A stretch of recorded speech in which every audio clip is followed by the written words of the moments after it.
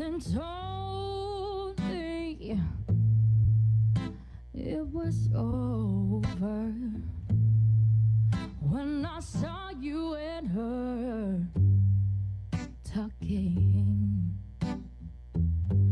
Something deep down in my soul said, cry, girl, when I saw you and that girl walking around. I would rather go like boy and to see you walk away from me, yeah, yeah. So you see, I love you so much that I don't wanna watch you leave me, baby. Most of all, I just don't wanna be free now. I was just in here thinking of your kiss and your warm embrace, yeah. And when the reflection of a glass that I held to my lips now, baby, revealed these tears that are on my face. Baby, baby, baby, I'd rather be blind, boy, and to still walk away from me, yeah, yeah. Baby, baby, baby, I'd rather be blind, boy, and to still walk away from me, yeah, yeah. Something told me it was over when I saw you and her talking. Something deep down in my soul said, cry, girl, when I saw you and that girl walking around. I would rather go like boy and see you walk away from me, yeah, yeah. Baby, baby, baby, I'd rather be blind, boy, and see you walk away from me, yeah, yeah. Baby,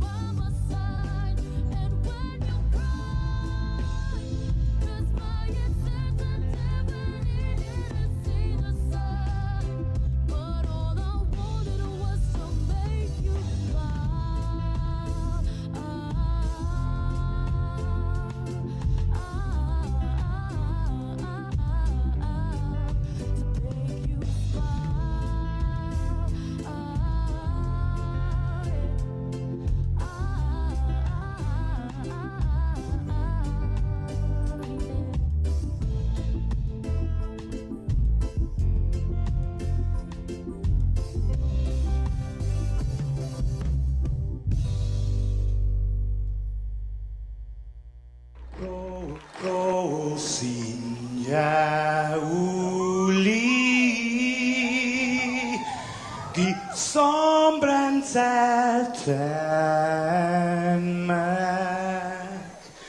e zu ita saluda antes de niga razalzan malak estrezas durante todo a nogi distancia gumugupugi palu zangiman malak guafi ikonum nasugi airi prebatu la noci nai banderata gaigi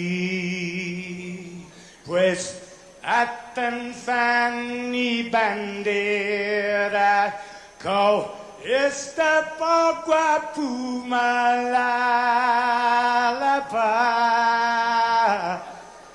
gilo tanu man libri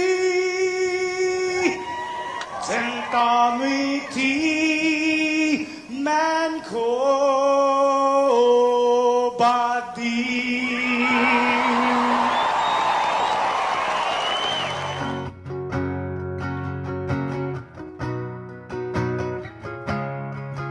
Fanogi chamoru Politanota Kantai matunonya gitoru iluga Paraiona Parai gloria Abiba isla senpara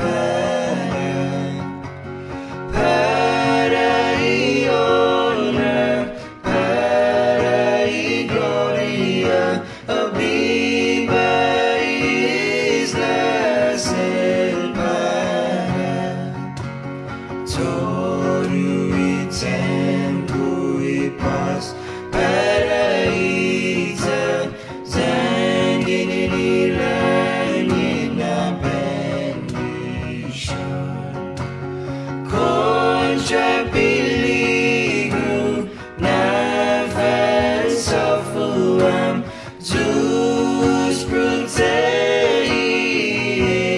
l'amor Contra peligro na avança fuam Deus proteges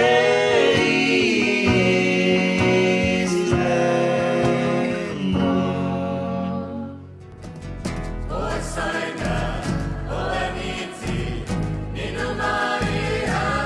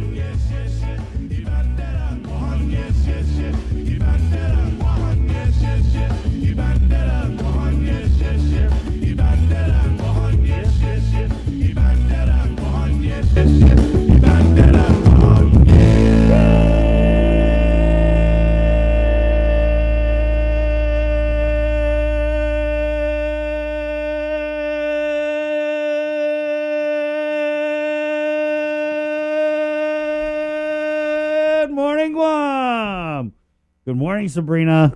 Good morning. Good morning, Jason Solis. Good morning. Right on, It is a good Joser, morning. with a beautiful Harman Skycam. It's beautiful out there, right, sir? Yes, sir. Yep. Pinks, oranges. Yeah, and now blues and grays, but not too much. Friday, woohoo! Guys, it's Friday already. If you ever want to get into painting, Yeah. just get yourself a set of like watercolors, markers, whatever, a blank piece of paper, and just draw the sky on Guam. Draw the sky. You make it sound so easy. You cannot go wrong doing that. Yeah. Hey, and everybody's art is different. It's Friday, guys. June 4th. Yeah, like, well, 2020. if I drew the sky, people would be like, hey, that's a lovely ocean. Yeah, they're like, that's the Jackson Pollock stuff. Yeah. Good morning. It's 6:21. Morning, Bree. Good morning. Joe, sir, thank you. Joe, sir's got a cool shirt on. Yeah, We'll show it interesting. later. Can we get a shot of that real quick, Joe sir? Okay, so Joe sir's got a legalized marijuana is now legalized on Guam, but you have a cannabis It is. shirt with the pride colors. Yeah. That Right. is awesome. And interestingly enough, Joser does not partake. Right. And he's also a happily married straight man. Yeah. But he's an ally. Yeah, no, exactly. But but he supports civil rights, he supports freedom of expression, freedom of speech, and Nice one there, Jay. sir, that's what you but that's kind of what you would wear when you were DJing, right? Yes. Ah, okay. Yep. Okay. We've said this a cajillion times already and everything like that. Joser, the voiceless presence on the link, Right. but you see him behind some like a DJ booth, and he's got the turntables and everything like that. Yep. Completely different dude. He was a DJ before the pandemic hit. Right. There's still no dancing or what? There is. There, you can dance now? Oh. Well, a little bit, really. There's distance. Oh, you got a distance dance. Right on. So basically, that means you have to cha-cha. Right. So, Joe, are you back out? Not yet? No, not. Not yet. Right on. Is your gear even dusty? Yeah. Or do you still practice? Do you still make Yeah. mixes? You put it on. Of course. Put it on like. Gotta stay sharp. Yeah. Oh, that's his gym. He said. Yeah. Okay. Oh, that's his workout gym, right? Yeah. Other people, they got in the driveway, they got their weights and stuff. Joe's like, Okay. well, So thanks, for Bree. Thanks for that. we've heard so many of the signature Joser mixes over the years. What is your best mixer? Because I've heard you do Miami freestyle. You've done the old school bass. You've done what they call like new wave. Depeche Mode, The Cure, OMD, Erasure. Latin. I like Latin. Latin. Yeah. He likes the lambada. Oh, yeah. That one, right? Okay, Yeah. so if you're just feeling bad, go on Spotify and look up like DJ Joser like mix. All of a sudden it's like, I'm not having like a really good day. Click. It's like, wow, I'm in a good mood now.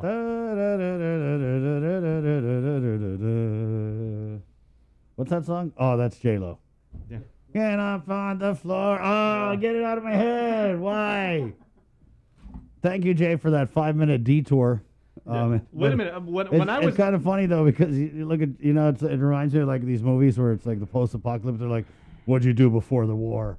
I was a DJ. Yeah. And now I run around with an AR-15 looking for zombies.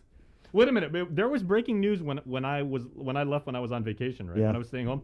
Apparently, J-Lo and A-Rod are no longer together. Yeah. Really? Like Then she's like back with Ben Affleck. I Mark don't Anthony? know. Oh no. I don't know. It's I don't even pay attention to this stuff, but Okay. it's impossible to avoid because then you're like rotting your Yeah. brain on your phone. Can we talk about celebrity gossip for just a No, minute? can we? Okay. Oh, so because Bree would watch like entertainment Tonight, shows like a lot, right? You know way more. Entertainment Tonight. In your opinion, what is J-Lo's like? What is your favorite J-Lo pairing? Like when she was a couple with somebody, what was her favorite? I always liked her when she was with Mark Anthony. I thought that was cute. I just think maybe she should like take a little bit of a rest.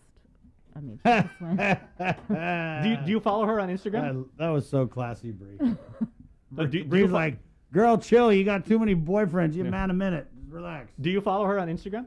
No, Do I some don't. views, I girl. follow her I don't. on TikTok, and she's really good on TikTok. Like she does like a lot of stuff with her kids, and she reaches out to like other dancers, and she brings in people from like the creator, the influencer community, and she puts them in her videos. And Okay. I still remember her when she was like Jennifer Lopez, the fly girl from In Living Color. Yeah. I was like, yeah, there she is in the back. I was like, wow, dude, she's Selena now. You're like, That's- wow, put her in the front. Yeah. But I said that right. But at the same time, do you? Yeah.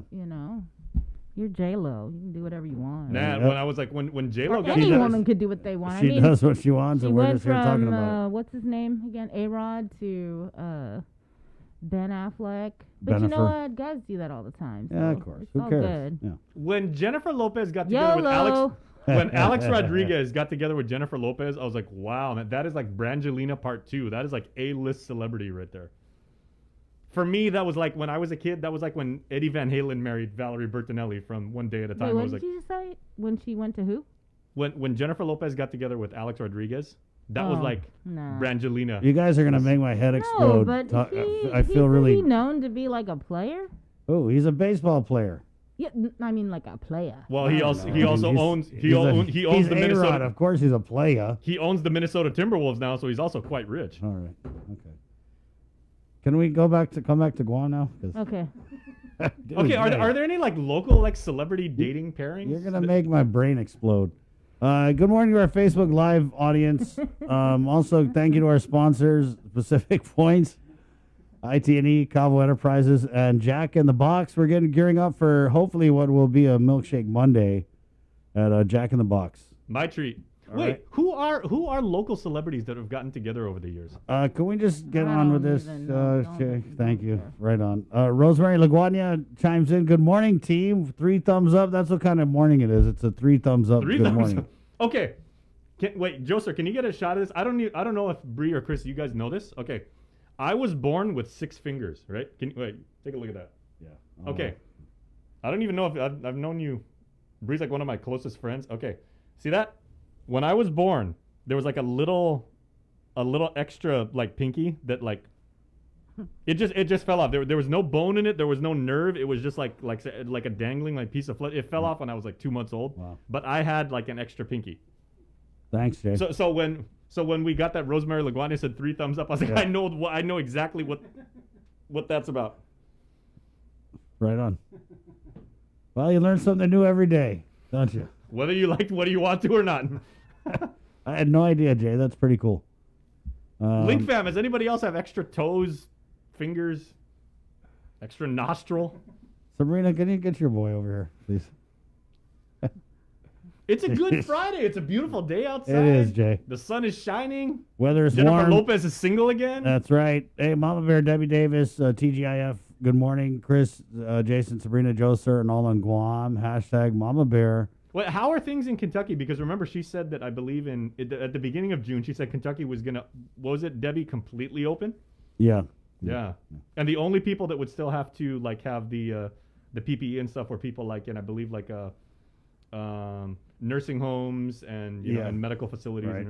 and Felix Solis, Hafadesi Felix, SD, Primo. Lakeland, Florida. Linda Buena, Hafade, KUAM, Ken Paulino, good morning, be safe. Yes, always. Jerry Flores, Hafade, Mananas Duas. What else we got here? Bev Test, Jay Solis, Buenas Familia, KUAM from today's road, and Elizabeth Agagi. Jason, I have seen people with extra toes. That must make wearing Zoris incredibly difficult Or you got that extra push, you know what I mean? That extra grip. for the leverage. Yep. 629. You If want you're to a do news? sprinter, that'd be good. Bree, can we do news? Because Jay, it's driving me crazy over here. Sure. Okay. Yeah. You're good, Jay. You're right. Hey, who's coming up on the show first? Oh, okay. Go ahead, man. Oh, yeah. Okay, so I know There we you were go. saying that Kathy Yeah. Castro, our friend from the Guam Yeah. Chamber of Commerce, Madam President, will be joining us at the top of the hour at 7 o'clock. She's going to talk about everything that's going on with the island's business community. Thank you, Joe, sir. We are bringing in a good friend of the show at 7:30, a half hour later, Department of Administration Director Ed Byrne, and he is going to talk about the very impassioned, I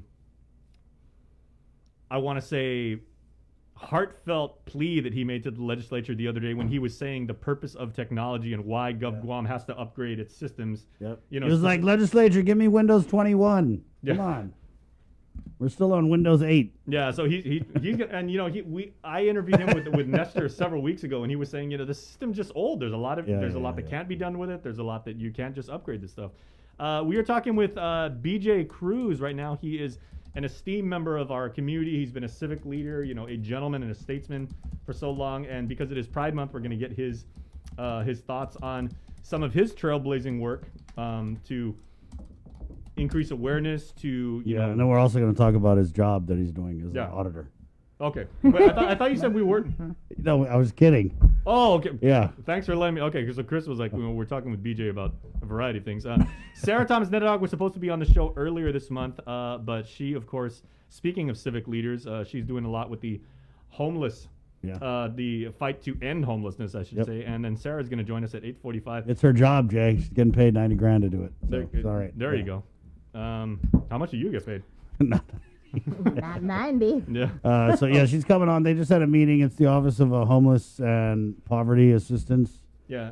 OHAP, right? So and then speaking of Pride Month, at 9:15, you guys are going to want to check out this interview because the Guma Gela organization, right, Yes. has very much believes, and we're going to talk to them about their evidence, and they're promoting this message that that They're just basically saying, Jade, that homosexuality has it's existed been in Chamorro around culture since- all the way back to ever ancient since, times. Yeah, right on. And Wow. they've been very active on Twitter. They've been getting dragged a lot because, that's a very strong opinion. Is it? People have been throwing shade at them. But they're going to come on. They're going to tell us about that. It's gonna be fun. It's 6:31, Friday, June 4th. Did I use that phrase right? Throwing shade? I've I never don't used know, that phrase Jay. before. I don't even I know. what wasn't you're doing. Oh. That's Bree's secret. She's just like, okay, Jason, I'm gonna look down on my laptop. Yeah. That's Jason Sorry, Solis. only if it's about J-Lo. Okay, this is how I communicate this. Bree listens to me like a dog would, right? Listen to like it's it's I'm a trainer. dog It's now. like Oh, she's a dog now, Jay? J-Lo, Star Wars, baking. I got your me. Yeah, Yeah, I got- MSN Chamorro chip cookies. All right. All right. Oh, now, all right. Okay. Are you done? Okay. That's my friend Jason, guys. It's 6:32. If my broadcast career ends today, this is how I wanted to go That's out. it. man. Go out with a bang, man. That's all. From the KUAM news team with the very latest. Ooh, Sabrina Salas Mantanani on a Friday morning. This is The Link. Good morning. Off today, everybody. Rusty Rousseau was sentenced to 4 years in prison for what the court stated was an accidental incident. Rousseau pled guilty to aggravated assault and negligent homicide charges for striking a man with a machete. In November 2019, he and his cousin Stanley Sulik were allegedly drunk in an apartment in Tamuning. While playing with a machete, Rousseau slashed Sulik in the leg. Sulik later died from the injury. In court Thursday afternoon, he apologized to his family and asked for forgiveness, stating that it was never his intention to take Sulik's life and that he too is grieving from the loss. He also promised never to drink alcohol again and begged for mercy. Rousseau will serve 4 years of parole after his release. And with more news, here is Tyler Mazzanoni.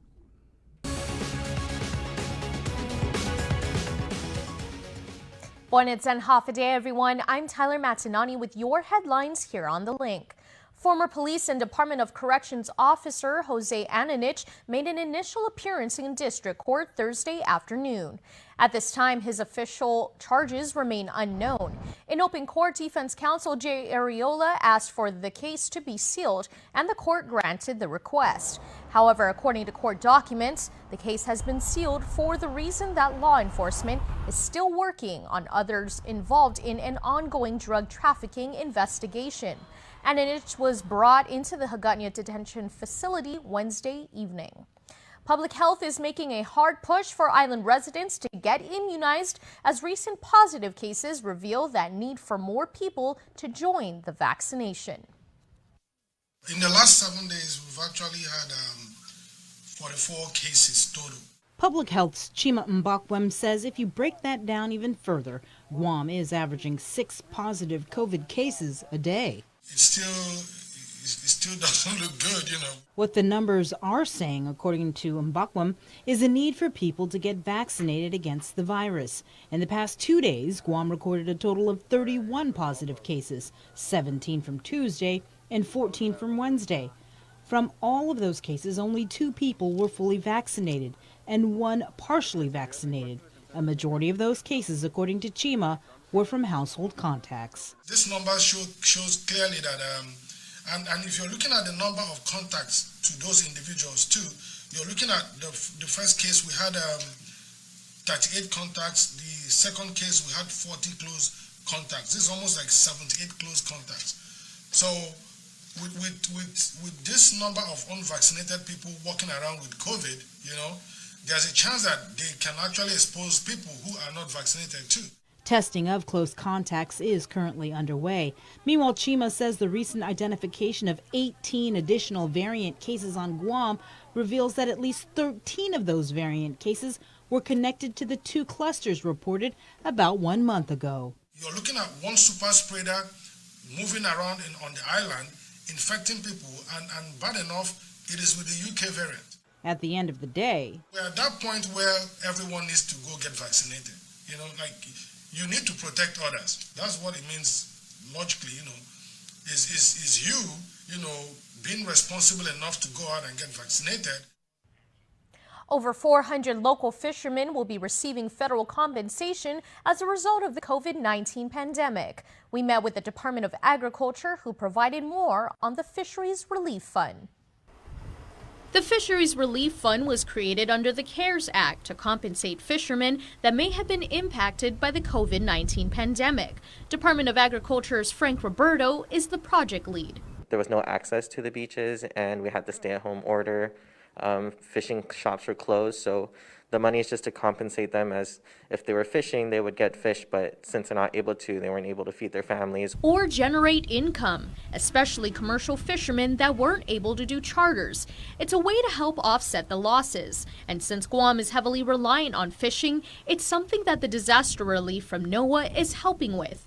In total, $998,803 were given to the Pacific State Marine Fisheries Commission. We're just doing the legwork, so we take the applications, we verify them, then we send all of the verified applications through a secure share file upload to the commission, and then they verify themselves, then they cut the checks and they distribute it to the mailing address that are indicated on the applications. But the deadline for registration was extended not once, not twice, but 3 times. Roberto explains. One of the difficulties with this was we were trying to get all of the registered fishers to turn in their applications. About 787 fishermen registered, but only 151 applicants actually turned their forms in by the first deadline. We understand that some of these fishermen, they don't have any access to social media or even the radio. DOA conducted multiple outreaches by going to popular fishing spots in hopes of helping local fishermen complete the registration process.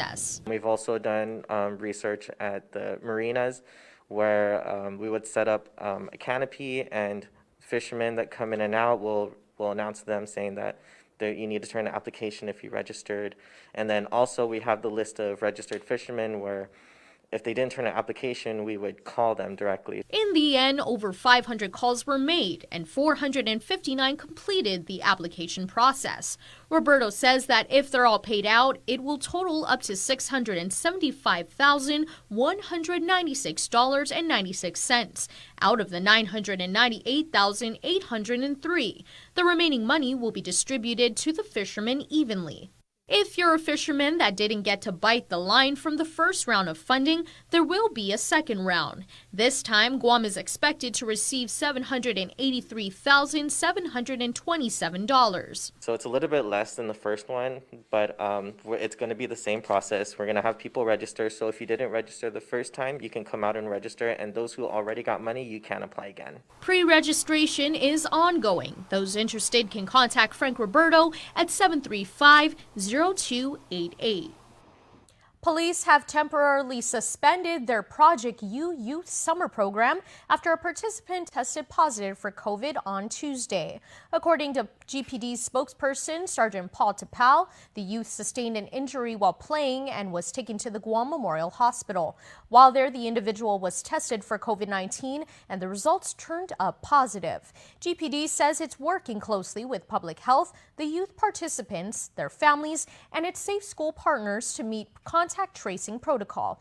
The program had just launched on Tuesday. That's it for now. We'll see y'all at 6 tonight on Primetime.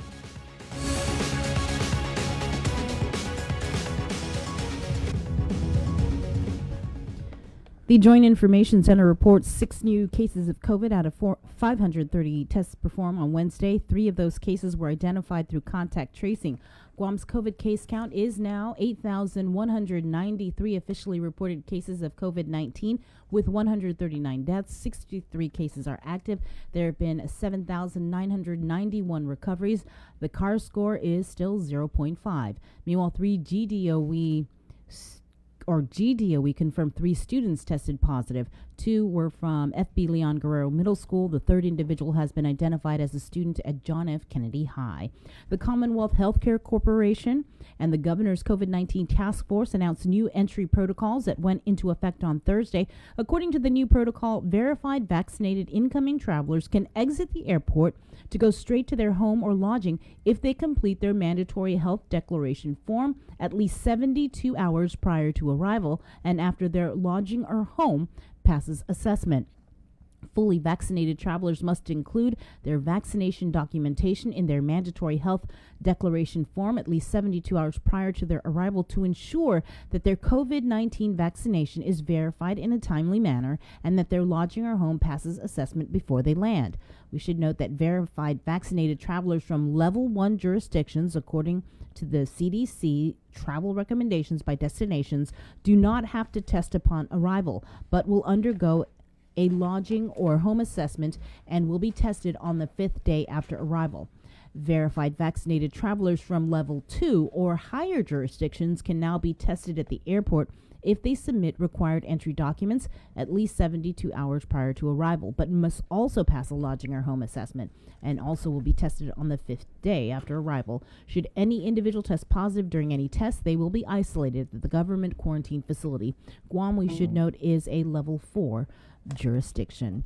Also, today, the U.S. Secretary of Commerce, Gina Raimondo, announced that the Department's Economic Development Administration, or EDA, is awarding a $21.2 million grant to the Commonwealth of the Northern Mariana Islands to support growth of the region's tourism economy.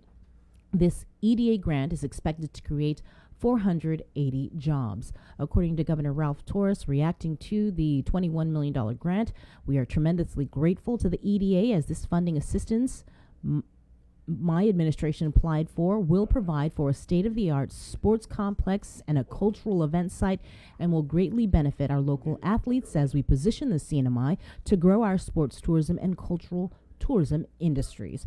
Again, the U.S. Department of Commerce invests $21.2 million to support growth of tourism in the CNMI.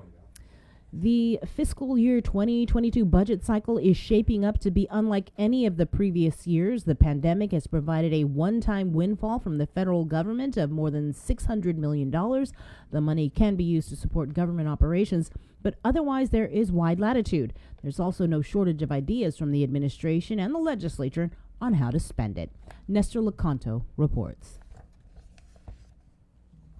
With well over $500 million in cash in the bank under the governor's control, lawmakers who normally control the purse strings are looking for any hints during the ongoing budget hearings on how she plans to spend it. I think the biggest struggle here for the legislature is what is the budget going to look like in terms of what the governor is actually using ARP monies for the fiscal year 22? And how does that change the services and the capital improvements and other things that we told the people of Guam we wanted to do with this ARP funding? Do I understand that if we have general fund problems, we need to make sure that we can keep the vital services of our government going? Absolutely. But that's not what this budget is bearing out. What it's bearing out, says Dueñas, is that there are big disparities in what the governor is willing to provide in operational support between agencies. $17 million in public health, and Department of Administration basically asked for only their general fund budget. And then when we asked, have you made a request for ARP funds? Yes, but we can't disclose that to you because it's under draft and we don't know the rules and regs. Well, that didn't seem to apply for public health. So there's a real, shift in the way that the administration is presenting this. And I think it's really not being transparent. Inquiring minds at the Congress Hall want to know because they have priorities of their own that they thought they had the governor's agreement on. In the legislature's plan, to me, two of the largest features are up to $30 million additional for secondary and tertiary roads. The mayors are really happy with this. The $17 million for eliminating all of this junk in the villages and trying to clean up Guam with one fell swoop. $25 million for the Chamorro Land Trust, so we can finally put infrastructure into the land trust so that people can start building affordable homes. The administration said that they could live with the budget ceilings that they originally sent to the legislature, but that's not the exchange we're having right now. The public will also have a chance to weigh in. A hearing on the legislature's spending plan is scheduled for Friday.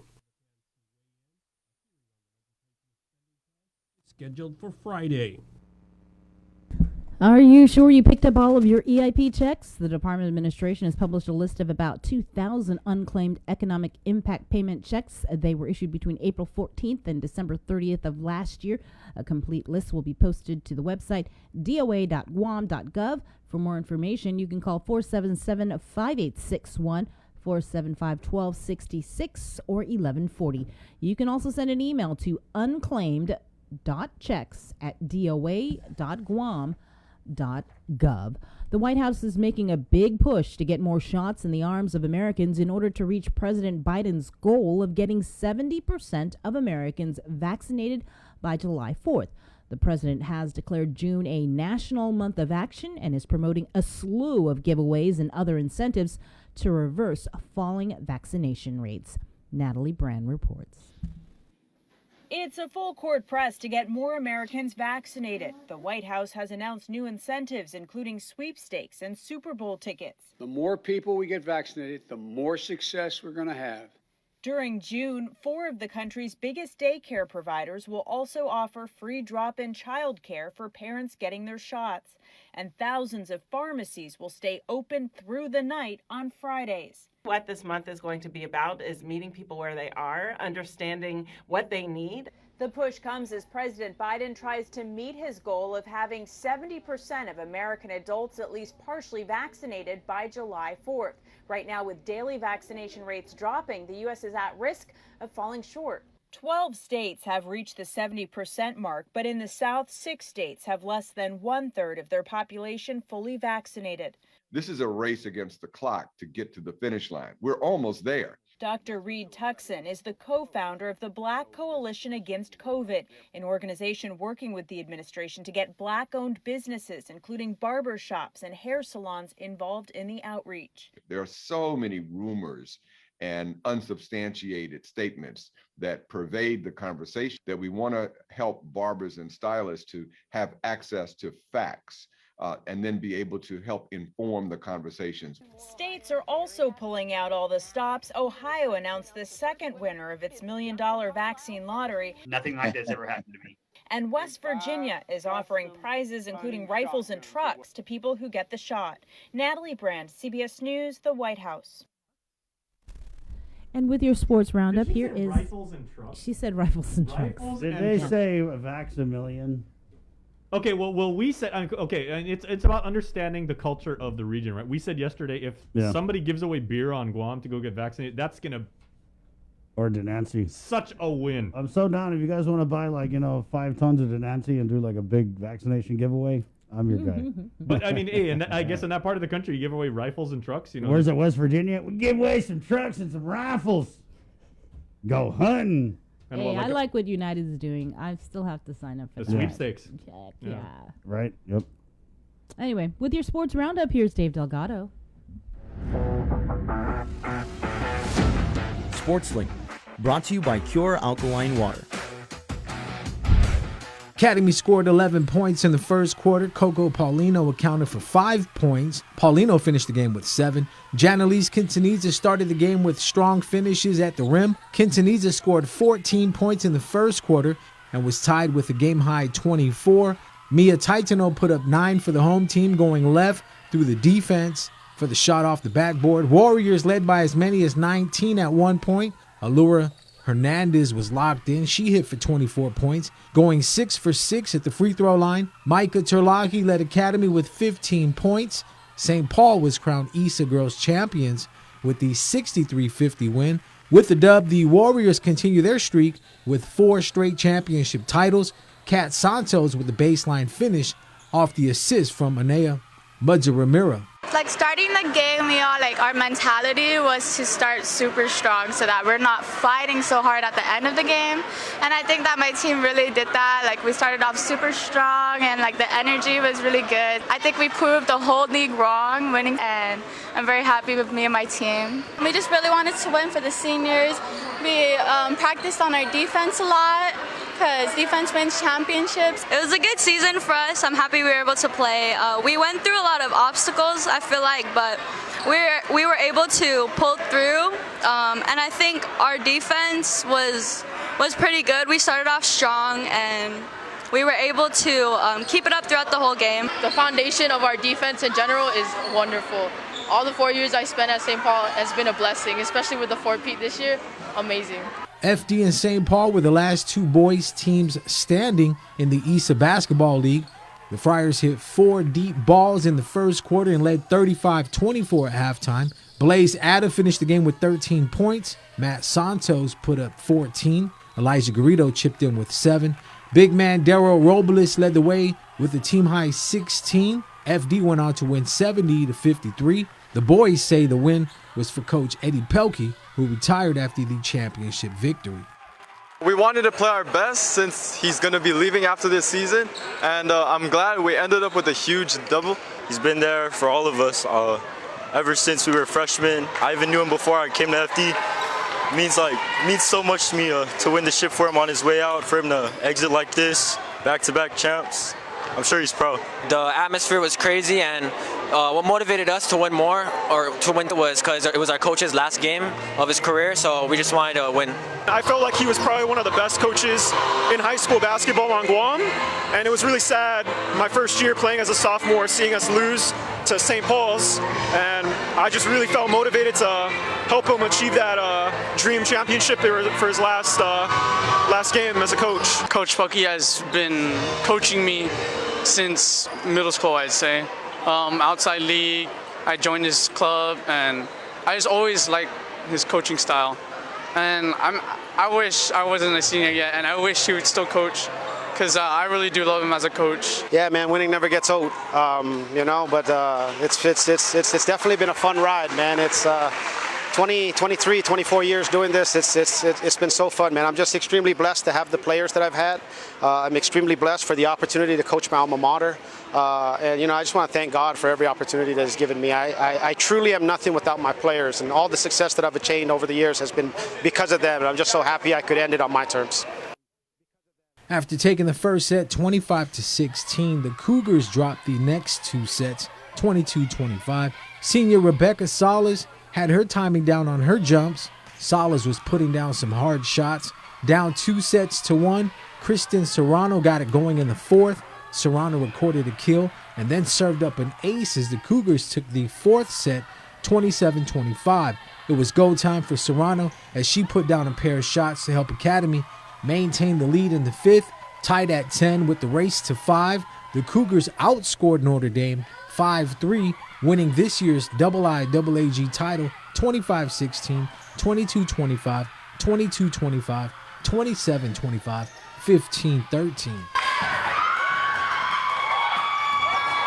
I think what really needed to work was the fact that we had to gel together, and I think we've played together for so long. We've worked so hard for this moment. Each year we've strived for this position, and I think we really worked hard to work together in this one. It didn't take only one of us or two of us, it took all of us to work together as a team. What really helped us was our desire and our ambition, because I know my seniors really wanted to get this championship and this win because they've been working really hard as a team and for themselves just to finally get what they want before their high school career ends. And I think it's just really the desire and ambition. Honestly, we were more excited rather than scared. Obviously we had the nerves, but once you get past the first 5 points, it all comes down to just playing volleyball, and that's what we've been doing for probably since middle school. It's just a game in the end. It feels really great. It's my first championship, so I couldn't have done it without my team. They played really well out there, and creds to them. St. John's took on FD for the IIAAG Boys Soccer Championships. Friars score first. E.J. Sablon puts one through in the 15th minute of play. St. John's Leighton Milner scores in the 40th minute to tie the game going into halftime. The Friars played the second half a man down after receiving a red card. Shot after shot by FD was blocked by Knights keeper Miles Ganib. Tyga Simon missed on a few attempts that would have gave St. John's the lead. Tied at 1, the match went into extra time. Neither team was able to score, sending the championship match to another overtime period. With time running out, a penalty was called on FD, setting up Simon for the penalty kick. Tyga kicked through the game winner in the 110th minute. It was a big pressure moment, but I came through. I've been practicing that shot all season. I've been visualizing it throughout the season, so it was just practice. It was just the same flow every time. So I just put it in the back of the net, second instinct. It was our last season, our last game, so we really wanted to put it all out there and and, you know, win for our senior year. Past week, we've been practicing our shape. We've been keeping our mental strong.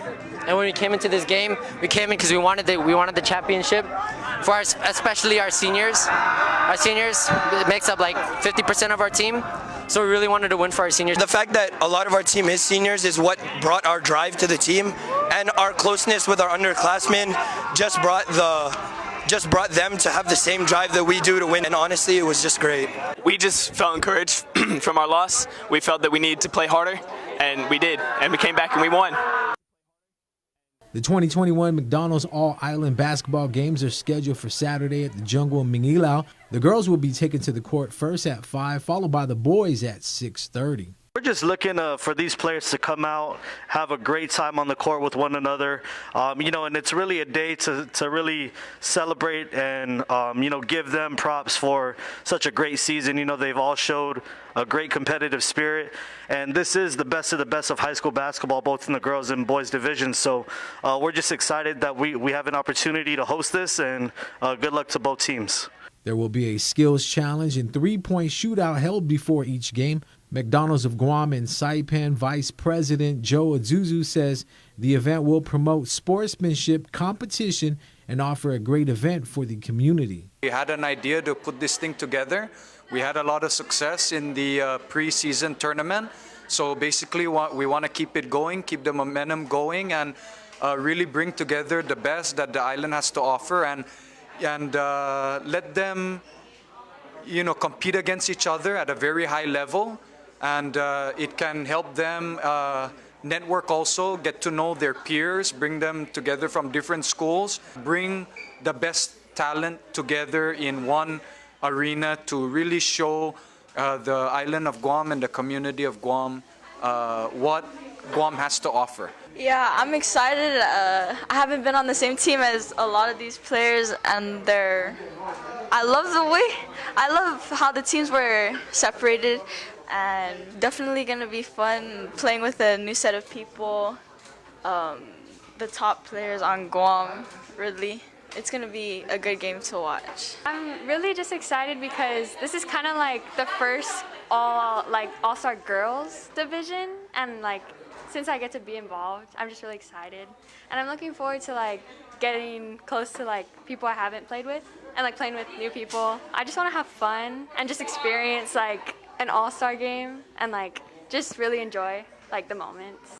In baseball news, come out and fulfill your goal of playing on a university baseball team. Work on your baseball skills and practice to get better with your throwing, hitting, and fielding. So put on your baseball uniform and come out to the George Washington High School baseball field and play some ball starting June 6th and the following 4 Saturdays at the GW baseball field at 9 in the morning.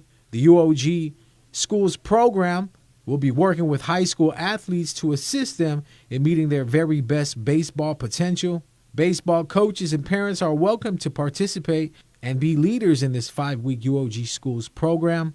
For more info, contact Bill Bennett at 483-6500. SportsLink, brought to you by Cure Alkaline Water.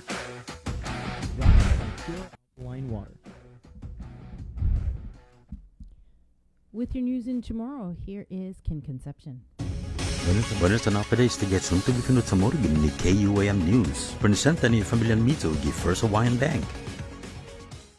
Si Jose Ananich ganang polisiya ang correction officer saan nagprimer biyahe gi District Court ginigam na Talwani. Trabihati matutungo ay matsaki na si Ananich. O gi korte abagaw na si J.R. Riola mamaisen na ikaw sa humasyo sa maapreba ni korte. Lo sigoni dokumento ni korte masyo ikaw sa autoridad siya. Dito pago mapatututuya pero masoda mas ni manimbatga gi investigasyon niya puri binenu pa drug trafficking. Makorne za maditen si Ananich gi agat niya na preso gi Metkulis. Gagigya guihi dito pago. Yotro suntu hefi na West District Court si Francis Tadinko Gatewood sa apuni emotion para mararitiraw kausaw niya si Albert John Balahadza no gining polisiya. Azo na complain ni Federal sa atake si Balahadza por sexual assault giun 11 anyos na biktima tati gimit 985 na sakan. Gi dokumento ni Korte, umagamento si Balahadza na debi di mararitiraw kausaw niya sa puri makontradisi dirison niya para due process. Asangan siya sa puri timanay gwi tempo jati sina defendin may sagwi sigoni statute of limitations na lay. Magdisapreba dyan ay nagimento ni Korte. Menota ni KUM na si Balahaja sa gining kandidatong senador sa gining Guiza Public Information Officer para Guam Police Department. Kimas artikulo, yung gobernamentong Guam sa maresibi 1.82 bilyon pesos na salapegi fisiko na sakan 2020. Esta na informasyon sa sigon adji ma-release ginigap na annual financial report gini Departamento ng Administrasyon. Kasi lamitagwihi 911 milyon pesos na salapi sa ginin grant siya ang kontribusyon ni Federal. Income tax at 324 milyon pesos pa 17.8% na kantidad. Dan 296.5 milyon pesos pa 16.5% di kantidad gini gross receipt tax. Ipo todo na gasto ni gobernamento sa 1.81 bilyon pesos. And mas megay na ginasa sa preoha gini edukasyon publiko ni 400 milyon pesos. Sa ni public health, sa ni public welfare, ni 392 milyon pesos kada uno. Inumero naman matsotso sa maribaha kana 8.9.5%. I-report gido po sa sang na ibidanya guahan ni ekonomiya sa menos tayo man mapos na sakan siya sa pandemic. Siguro na ito ang suli check mo siya para EIP para mafanan ang stimulus. Departamento ng Administrasyon sa mapasalista kasi 2 na check siya ni timan makakalma para economic income payment. Este siya na check sa mga fanhuzong disti 14 year breed sa 30 December gimapos na sakan. Para mas informasyon agang i-477 5861 475-1266 pa 475-1140. Sinalokyo na nagi email gi unclaimed.checks@doa.guam.gov. Nyut mo, masuspended di programa niya ay polisiya ay Project U Summer Program. Ano uno ni sumasunawin na programa masoda na nansin ni COVID-19 gi Martes. Sugon si Sergeant Paul Tapao, spokesman para GPD, adyo na hobinsito sa tinuda na niyo magagando sa makoni para Guam Memorial Hospital. Guihi matest para COVID-19 sa masoda na positibo. Ilang ay GPD na matsotso siya sa Departamento ng Salud Publiko, iman hobin siya ni manasa na guihi na programa ay pamilan niya sa na di safe school na gatsong para contact tracing. Adyo Project U Summer Program sa STI mapos na Martes na matutuhon. Yasunto ifinut sa moro sa presenta sa ninafato ni Pamilan Mizo gi First Hawaiian Bank. June makes the best malasadas in Hawaii, a fact not lost on Daryl, whose brother Byron is cooking the onaga he caught at a secret fishing spot with his girlfriend Malia, who used to work for the Shave Ice Guy, whose second cousin Vince drives the school bus ridden by Calais, whose auntie makes the best malasadas in Hawaii. Everything here is connected, and with the new First Hawaiian Bank mobile app, you can stay just as connected to your finances, and it all starts with yes. KUAM News, in partnership with the Guam Visitors Bureau, brings you the Guam Safe and WTTC Safe Travel Certified Program Showcase. Look out for this powerful symbol for visitors, island residents, and industry workers alike, as it represents establishments with a consistent global commitment to safety practices. Stamped with approval by the Guam Visitors Bureau and the World Travel Tourism Council. Every Monday on KUAM News will feature a different local business who's taken the Safe Guam and Safe Travels pledge to maintain health and safety standards to get Guam back on track. Log on to visitguam.com to see how your business can receive the designation, what businesses in our community are Guam Safe certified, and have the WTTC Safe Travel certified. Family platter of fried chicken? Check. Tray of red rice? Check. Birthday cake? Check. 1 case of water? Check. 12-pack of beer? Check. 2 cases of Pepsi? Check. When you have a long checklist but are short on time, we got you. Get it delivered by us. Order on the app or website at uno-go.com. Guam on demand. Shoot, I forgot the paper product. Oh wait, UnoGo has that too.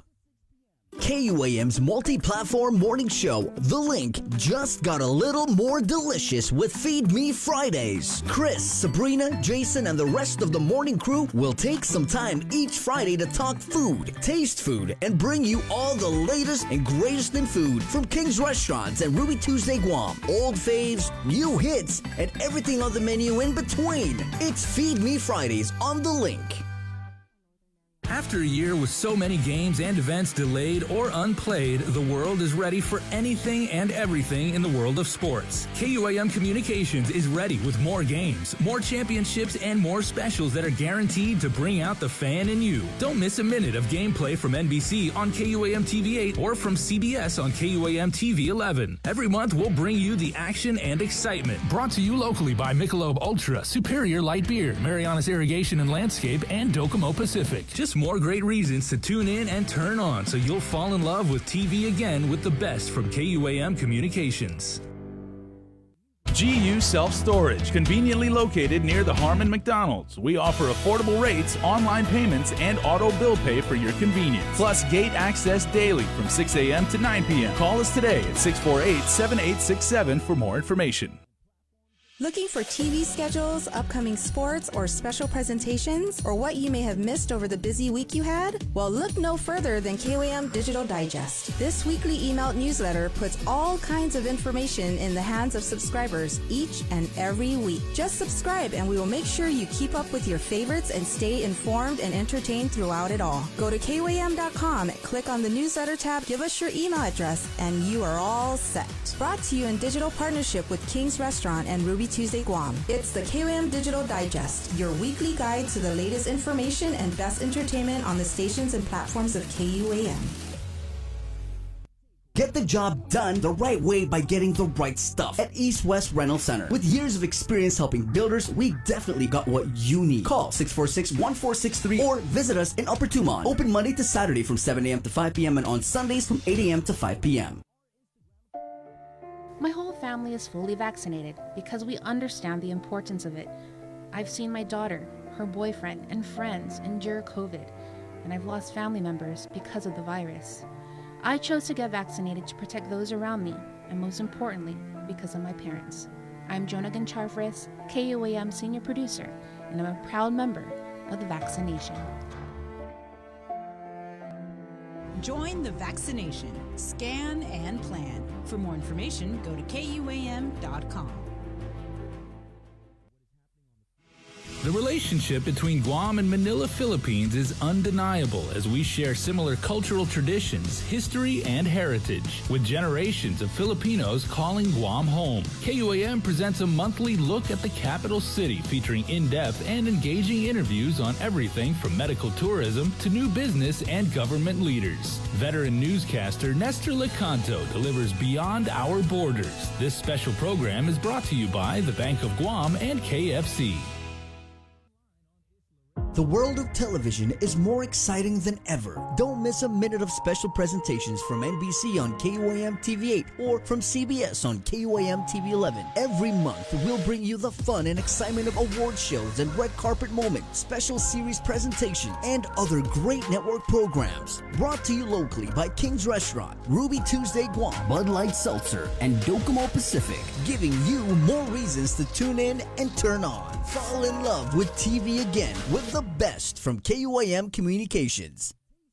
Help us celebrate the class of 2021. KUAM wants to help you celebrate this touchstone moment in the lives of your graduates. For the months of May and June, we will flood the social media pages of KUAM with photos and well wishes for the class of 2021 grads. Log on to KUAM.com to submit photos and brief messages or captions. Then look for your special grad on KUAM Instagram and the Facebook pages from all of your friends here at KUAM. Congratulations, seniors!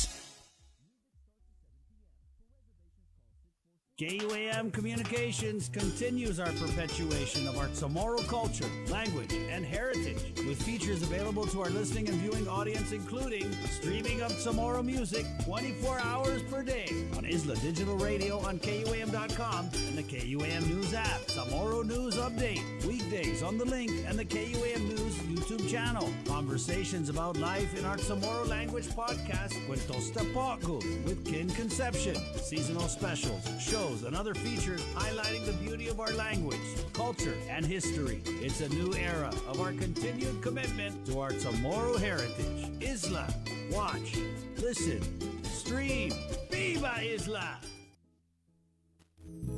Mayo, from the place that I call home, but she's calling my name. Yeah, she's calling my name. Mayo, from her beautiful blue seas, but I'm playing the game, trying to get to this fame. Oh, oh.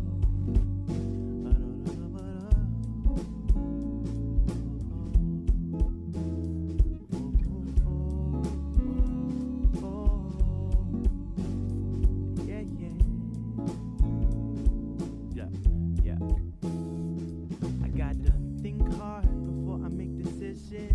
Think about what I've earned and what's given. Think about my future and my love.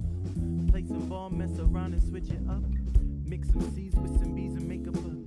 Too many trees, they be starting to hurt my lungs. In the box doing nothing that they flown. What the hell am I doing? I got to run now. Hold up, hold up, hold up, hold up. I got some hearts to fill and break free from this habit of negativity. Oh damn week that be sticking to me like macaroni in K3. I'm far away from the comfort of my bed, but it's all good just as long as I can keep my head. Yeah, I'll be back, don't you worry about that. But first I gotta get on track and make some tracks now. Miles, miles from the place that I call home, but she's calling my name. Yeah, she's calling my name. Miles, miles from her beautiful blue seas, and I'm playing the game. Yeah, I'm playing the game. Yeah, yeah, yeah, yeah, yeah, yeah, yeah.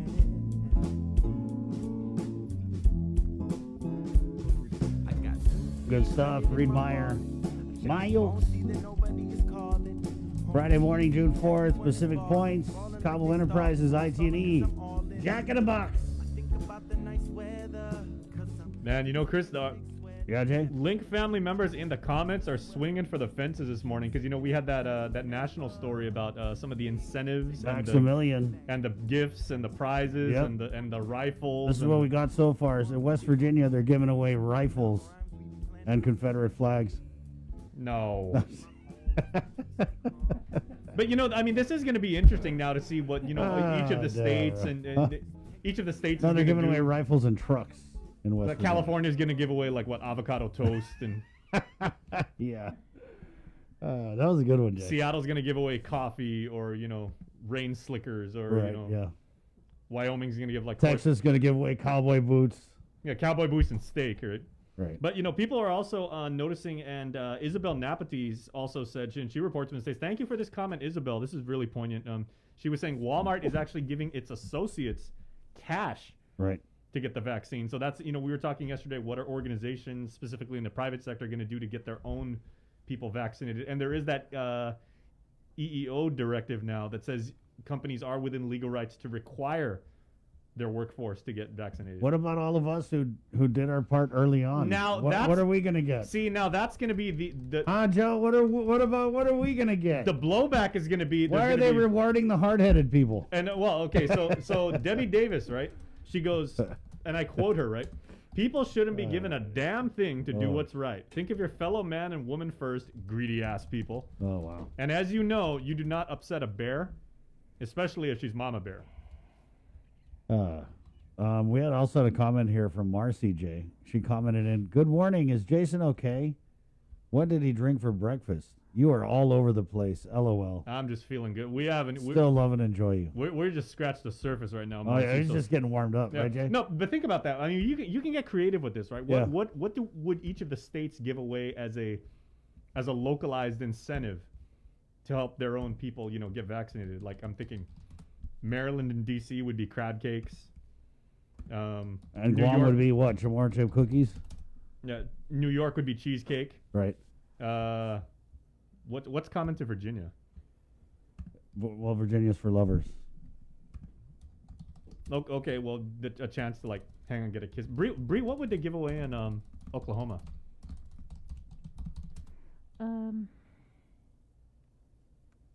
Is Oklahoma known for barbecue? Okra. They give away okra. St. Fried- Louis is fried known okra. for barbecue. Yeah. Kansas City's known for barbecue. Right. Maybe season tickets to. Season tickets to the Oklahoma City Thunder. What? Ooh. Even though they're not doing so well, but then again, are people allowed to watch? Basketball? Games? Yeah, Oh, yeah, they have they- Major League Baseball now, Sabrina. Okay. Yeah. Well, I'll tell you what. Speaking of vaccination. Yeah, and guys. Speaking about Yeah, a local. yeah, go get vaccinated. They're not giving you anything yet. Yeah. So on the local angle. Maybe you should wait, guys. Don't tell them to go. Tell them, hold on, and see if we're going to do something like they're But doing you in know, the States. okay. And before we get to that, you can expect Right, there is going to be a pretty substantial amount of blowback to this, and people are going to say like, okay, what if I did what was right from the get-go? Yeah. Right. I did what I want to do because I want to take care of myself, my family, my street, my neighborhood, my My village, gura. my island, my gura. Yep. My ranch. Yeah, my court over at League One Terrace. But Well, maybe if they ever. and now do they're going to anything- say, and now somebody who had all sorts of drama or was just waiting, and now this guy gets cash, beetle nut, new pair of Zoris, Beetle nut. a Guam map. I don't know. This is why we're saying, people are going to get creative with this. A Kind of stuff. Guam Sammy's jacket. But that doesn't mean you shouldn't get vaccinated by any means. I'm just saying that's going to be part of the counter argument that people are going to have. Right. Well, this is the conversation that they've been having because the Physicians Advisory Group and Public Health, they said this. They said that there would be this huge rush of people who want to get vaccinated. And I mean, when we say huge, we're talking like 80,000 people have been vaccinated. Because those are what we call in the video game industry, like the whales, right? These are the ones that will get vaccinated. You don't need to motivate them. You just say, tell me when, tell me where. Yeah. So these are your prime audience, and now we're at that 10% because Dr. Ho and Wen said yesterday we're at about 64% of the adult population. That's what they said. Is they said they're gonna have to find a way to that get last people 10% out, is the hard right? part. Yeah. So. Okay, so if you do want to get vaccinated today, 1 to 4 in the afternoon up here in the northern part of the island, specifically at the Northern Region Community Health Center, that's across from Weddingdale Elementary School up in Jigo.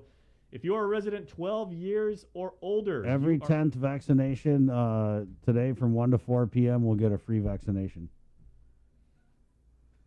Let's not confuse people. Tell them that that's Chris not- said okay, that, you're yeah. right, Bree. Okay, it's but all free. That's the prize you're getting. the It's a catch free is, though, it's shot. by appointment only, my friend. So you have to call 635-4418. That is 635-4418 or 7400. They're giving away both doses 1 and 2 of either Pfizer or Moderna, or the Johnson & Johnson vaccine. So that's up in Dedido from 1 to 4.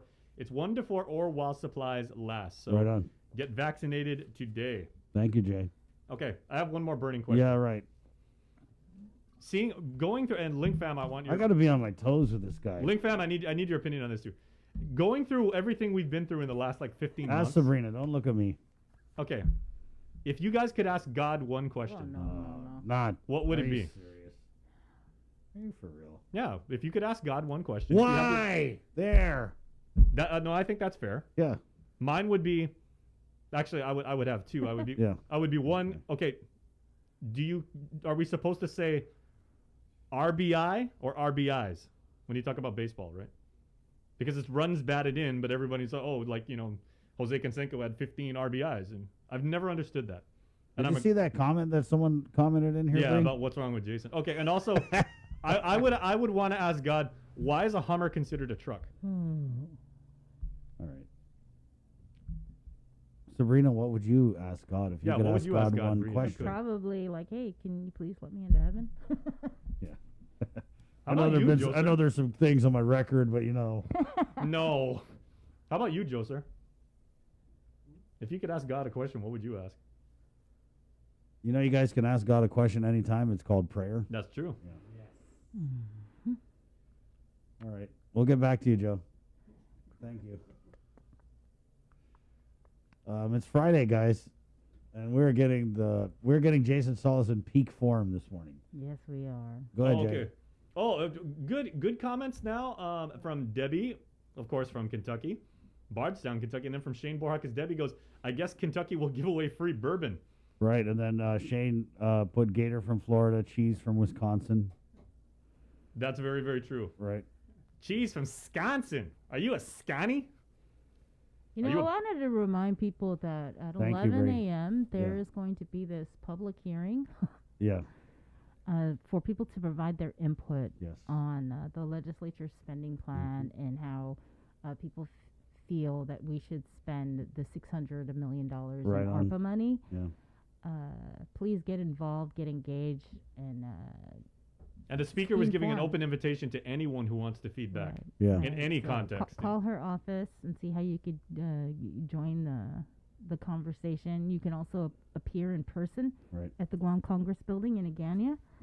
You can also watch it on YouTube. What's interesting is That one's going to be a barn burner, I would expect. I wish we had the Zoom link. Is there like a Zoom link? I think that's why We'd you have to reach out. Yeah, we have to call the speakers. Okay. Because they don't want, like they don't want 500 people to be in the Zoom thing. And Well, then, I think they do want 500 people to be in the Zoom. I think they're going to I control think for it. people that are watching this stream right now, if you could, why don't you put in your suggestions and let us know what you think. Yeah. Also, the CNMI, I believe they're holding a press conference At today. 10 a.m. 10 a.m. Yeah. They're holding a press conference because Governor Ralph of the CNMI is going to be unveiling their spending plan for the American Rescue Plan Act funding. And they got, was it 400 or 500 million? Right. Was it?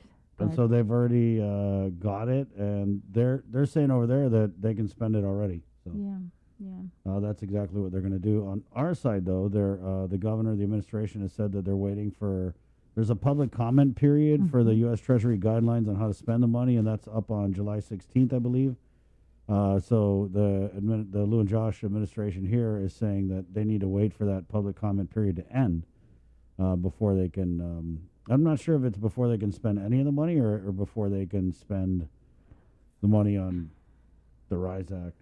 Well, the way the governor made it sound when she was interviewed on Monday was that, they want to make sure that, whatever their plan is, and even before they present a plan, that it is accurate based on the final, I guess, guidelines from the U.S. Treasury. Yeah. And it was not funny. Well, it's interesting because the RISE Act, that's like direct assistance to the people. Mm-hmm. And that's one of the main things that you can actually do with the American Rescue Plan funding. But I guess they want to just make sure that it's okay, right? 722. I'm sure the majority of the feedback that we're going to see is just, can you please just pay the thing ASAP? I Right, mean, that's what yeah. most people But, are going to I say. mean, that's kinda I don't know like- if they want to give like a detailed line-by-line Right. breakdown of where it goes, and there's certainly going to be people that will submit exactly that, but Yeah. I think the overwhelming majority is going to be, we want our money. I mean, I think that this is such a huge. We can't really, overstate how huge this is for our island. I mean, we don't want to be sitting here 2 years from now, scratching our heads, wondering like, what do we spend that $600 million on? No, I'm serious. No, 'Cause I know. no, that's the reality. There's a good chance that Exactly. we could actually end up like that. Sitting here like, damn, remember when we got that $600 million and they just gave it away or they just whatever, So it's huge. I mean, the legislature's spending plan, it's very ambitious. It is. They were saying how much towards the hospital? 300? No, the legislature's was 200. 200. The governor wants 300. But then there's other things they want to do, like they want to modernize infrastructure for the Chamorro Land Trust Commission. They want to put a bunch of money over at professional and technical scholarships for our island's students so they can go off island, get the schooling that they can't get here, and then come back and contribute here. They were also going to give millions to Waterworks so that we wouldn't have to pay for that 30% rate increase. And I mean, those are big improvements that we could never afford to do with our own money. And Have they that's talked why about what might happen like on the power side of the utility coin? This is a chance to actually finally afford the type of systems that have only been speculated about for like several years. Because they've talked about using like solar, they've talked about using nuclear, they've talked about stuff like that. I mean, now you've actually got. Well, there was that increase that GPA had sent over the PUC, but then John Beneventi came on and said that they had also put in a request to the governor that they give the administration give GPA some of this ARPA money so that they don't have to increase the rates. But it was a pretty high amount of money, right, Bree? From what John Beneventi had said, it was like, I want to say it was 60 million. Some crazy amount of money, and that would be just to delay the increase for a year. It wouldn't even like put to bed the whole issue. So I mean, you can already see if we're getting 600 million and the governor wants to use 300 mil for a hospital, that really doesn't. I mean, it's 300 million, yeah, but it really doesn't leave a whole lot of wiggle room for the rest of that money. That's why public input is really good. I mean, the governor has said routinely that it's her call. At the end of the day, she can take all your ideas and Take it into consideration. Or she could flush them down the toilet. Well, and You know what I Rosemary mean? Laguana says specifically that in our comments. She goes, even with the people's suggestions, quoting Rosemary here, the governor has already decided how to spend the money. And that is kind of like the 30 thing. million, yeah. Simon Sanchez says 30 million. Okay. There's three schools of thought at play here, right? There's the governor's plan, There's the legislature's plan, and then there's the will of the community, right? The And- governor hasn't released her plan yet. Right. So there's well, the legislature's to plan. be announced. Right. And then there's the governor's plan, which everybody is trying to piece together based on hearsay, which is when these agencies come in, they're saying, hey, what'd you ask the governor for? And then they'll say, oh, some of them will say, oh, 17 million. And then others like GPD were like, oh, I forgot. I forgot.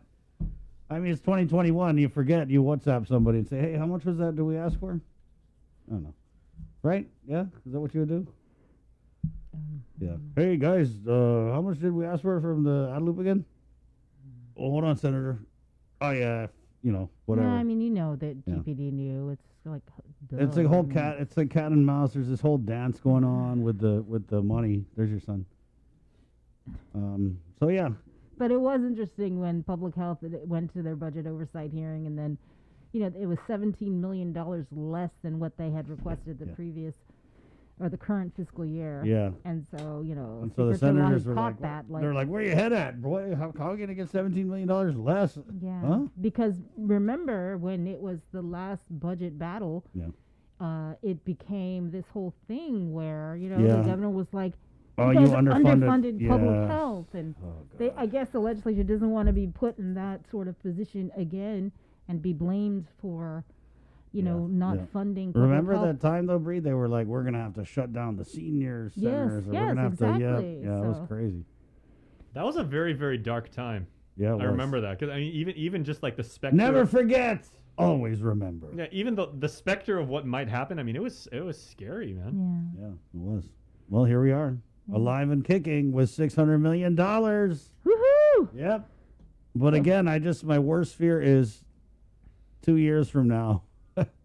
Right? I mean, that's why it's so important to choose wisely where we're going to put this money. Yeah, And this and the is a- speaker's right. She says, hey, the more ideas, the more plans, the better. Mm-hmm. So get your plan in there. Also of historical significance is you were shining light on this, Bree, is when the legislature put their plan together, it was a completely unified front. Yeah. And they were even saying, you know, like these kind of things rarely happen where Yep. all 15 are of the same mind. They Yeah. all agreed. They were like, yes, this each one of us signed off on this. We're 100% behind it. You know, Yep. there's no side deals or, you know, bickering or anything like that. Right. Like we're making this as a collective body at the same time. And, Please and make not this only happen. that, you know, the congressman, he held a press conference breaking down that the legislature's plan, kind of going through. And he was like, yeah, this looks like it could be allowed according to the guidance, or this looks like you could make a case for this. I remember That was actually very helpful. I was doing the tech stuff with that, and when you know we had the speaker on, and she was like, you know, I had another Zoom to get into, but she's like, Mike Sinickles contacted me, his office did, like at the last minute, and he said, can you jump on the Zoom? And she goes, he went, like you said, line by line, and there were a lot of lines to go through, but he went through every single thing ad nauseum. Yeah. I don't know if And he too I don't know signed if off on it. the administration, like, they watch that stuff. You know what I mean? I 'Cause think so. I mean, you got to. they watch it and say, "Oh, okay." They've got so- eyeballs on it for sure. Yeah. I mean, but I just hope it doesn't come down to this, like, you know. I hope not. Yeah, like how, oh, okay, well, we got our plan. No, that's how we're going to do it. I mean, there's just got to be some type of consensus, or, you know what I mean, seating at the table. So anyway, that's at yeah. 11 a.m. Yeah. Go to the legislature's YouTube channel, call the speaker's office, find out how you can get involved. Right on. We're going to share that on our Facebook page too, right? If they're streaming it, yeah. Yeah. At 7:30, we're going to take just a really quick break, and we're coming back with Mr. Ed Byrne of the Department of Administration. Everyone was going Key-10 yesterday, checking that list. For the EIP, right? I know, I like that. I messaged him. I was like, "Oh, can you give us a copy of that list?" And the first thing I did on BB. Okay, no, there's nothing. You go to your browser, you hit Control F, find. Right. So it's 7:30 break time, and we're coming back with Ed Byrne next on The Link. Good morning, Friday. Catch Sports Link on the KUAM News Morning Show, The Link, every Friday to hear about the latest in sports news, game schedules, athlete profiles, and more. Sports Link, brought to you each week by Cure Alkaline Water, airs every Friday across the multimedia platforms of KUAM. Tune into the broadcast on Breeze 93.9 FM, on KUAM TV 11, live streaming through the KUAM News Facebook page, or view highlights on YouTube, KUAM News Facebook, and Instagram. Sports Link is hosted by Dave Delgado through KUAM Sports, and he will make sure that everyone knows what is happening on the fields, in the gyms, and everywhere in between. Listen, watch, and learn from the daily Tomorrow News updates from KUAM News. Catch them on The Link during the 8 o'clock hour, streaming online on Isla Radio, or on the KUAM News YouTube channel for your convenience. Tune in and stay informed, all while preserving our precious culture through the daily use of our native Chamorro language. Tomorrow News updates are brought to you by your familia at First Hawaiian Bank. Uno Go, delivering meals from your favorite restaurants and more, including delivering sodas and adult beverages from the Bottle Shack. Visit uno-go.com or download the app today. Also follow them on Instagram and Facebook. KUAM's multi-platform morning show, The Link, just got a little more delicious with Feed Me Fridays. Chris, Sabrina, Jason, and the rest of the morning crew will take some time each Friday to talk food, taste food, and bring you all the latest and greatest in food from King's Restaurants and Ruby Tuesday Guam, old faves, new hits, and everything on the menu in between. It's Feed Me Fridays on The Link.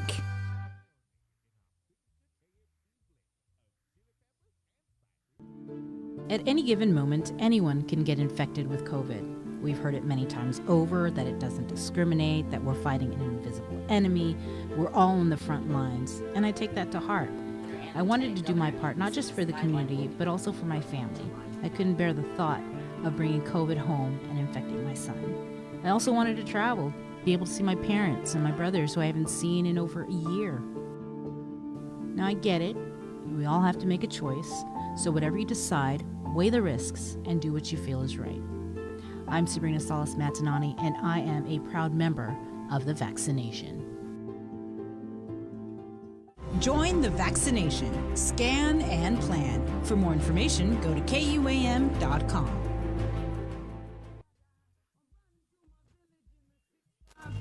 I'll guarantee that you'll never wanna leave. I'm running through my village, come and take a ride. Chico is my city and I'll rep it till I die. We'll come up to the north. Yeah, Bree, that's your jam right here. 653, y'all better recognize.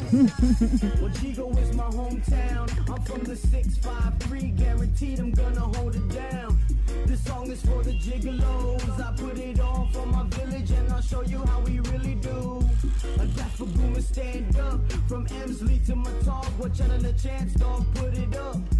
I'm riding through my village and we're chillin', bruh. To all my homies in back row, what's really good? I hear you haters talking, but keep on hater walking. It's 65-3, and we gon' keep it poppin'. Gigo is on the rise, you better recognize. And if you talking trash, we gonna black that eye. Now cruising down the Wistic, then wipe our power states. Drinking and reminiscing, listening to this song play. What up to 505, Nisho to 506. What up to Gigo, throw it up and represent. Yeah, it's Friday, guys. Woohoo, Friday! You know, I love it when I love it when Guamanians identify themselves with their phone code. Yeah. I mean, that really like bonds you to your 653 village. Chalu. Okay. 565. Yeah, well, okay, Bree. That's exactly what I was going to ask you. So your roots and your family. Your roots and your family are from Agate. Yes, they are. But you've lived in Gigo for many, many years now. But she's not from Gigo. It makes that very clear. But when people ask you, where do you identify from? Do you say, what village do you are identify you 653 with? or 565? What's your village pronoun, Bree? 565. 565. 565. I'm 632. I'm a slasher. 789/828. I would really consider you thinking differently about how you say that. I'm a slasher. What? There's a slash. That's what they used to call that guy, that quarterback. Cordell Stewart? Yeah, Slash. Slash, yeah. Because he was But like he was not a running back, slasher. or quarterback, or you know what I mean. That's what they Jay. call Michael Myers. 7:35. Good morning, Facebook Live. We have Aaron Redoble, who's a very loyal Link family listener, commenting in. I'm sorry to keep asking, but is there an application available for the Rise Act? Don't breathe. It's not called the Rise. All rise. Thank you. Not at the moment, Aaron, yeah. but No, We're- We're all waiting for the Department of Revenue. and we Taxation. are going to share that PDF like nobody's business Yes. across all of our online properties, so everybody knows. And Right on. Yeah. Aaron, don't ever be sorry to ask a question. Like my grandmother said, God rest her beautiful soul, if you're shy, you don't try. All right. Oh, Tony Kimball comments in, if Virginia is giving incentive, then Guam should do the same. $500 gift certificate to Home Depot. A car. What else? Well, there you go. I mean, it's definitely out there. We've been watching a lot of national stories about this vaccine incentive. It's National Call to Action Month, right? Isn't that what the president said? Yep, it is. Good morning, Ed Byrne, Department of Administration, coming up. So maybe we could just call that a vaccination incentive, is this list of unclaimed checks that he put up. So I guess we'll just start there, Mr. Byrne. There are actually people out there who have stimulus checks, but never got to claim them for whatever reason. And good morning. And what are some of the reasons that these checks become unclaimed? Good morning, Chris. Good morning, Sabrina. Well, obviously, we don't follow each movement on the check once they get put in the mail. But generally, I think there are two main reasons why checks come back to us as undelivered. One is that the address is either incomplete, and the address, of course, is taken from the tax return that the taxpayer files, or the taxpayer no longer lives at that address, and the check becomes undeliverable. Many of our checks appear to go to a communal PO box, to which a lot of people presumably have access. And of course, once somebody has access to a PO box or allows other people to have access to a PO box, the distribution of the mail after that is a matter between those people. So I honestly believe that those are the two biggest reasons. Things go wrong with the mail. I happened to get a check in my PO box that wasn't for me. I obviously took the step of putting it back in the mail, but not everybody may do that. I don't know how many checks are similarly misdelivered, but these things happen, and we're here to fix it. Yeah, so you guys released the list of unclaimed economic impact payment 1 checks. That was published on your website. I know we threw it up on all of our social media properties. It's going around on WhatsApp. Are you guys also working on the list for EIP 2 and 3? Yes, we're working on the list for 2 and 3. Of course, 3 is still being dispersed, so it's going to be a little while before we have a final list on that. But we'll move on to EIP 2, which I believe will be a little bit smaller than EIP 1. And certainly we had fewer checks back. And as taxpayers, taxpayers who managed to get their address corrected in EIP by the time they didn't receive an EIP 1 check, but managed to get it corrected before EIP 2 will certainly have the check delivered. So I'm expecting the situation to improve as we get through these 3 different payments. I had seen that you had said that we needed to get this list out to reach out to people because some of these checks would be expiring soon. Like, how soon? Well, it depends on the date of the check, but basically mid-July, I think, is the average date of the check, because they'll be kind of a year old. And so that's what we did. Because, refund checks, we have to keep open for refunds for 10 years, even though the check has expired. And that's why when people come and claim refund checks, we have to start with a new check. EIP is under different rules. It's under the IRS rules. So we want to just make sure that as many of those people that are due these checks actually have them in their hands. What's the total amount on unclaimed checks for EIP1? EIP1, well, I couldn't tell you just what EIP1, but overall, including the ones that we've started to get back for EIP3, and that, as I say, that's the moving total, is something like 12 million. Wow. But that, when you take into account that the actual total payment that we made out was something over 400 million, that perspective is not such a great percentage.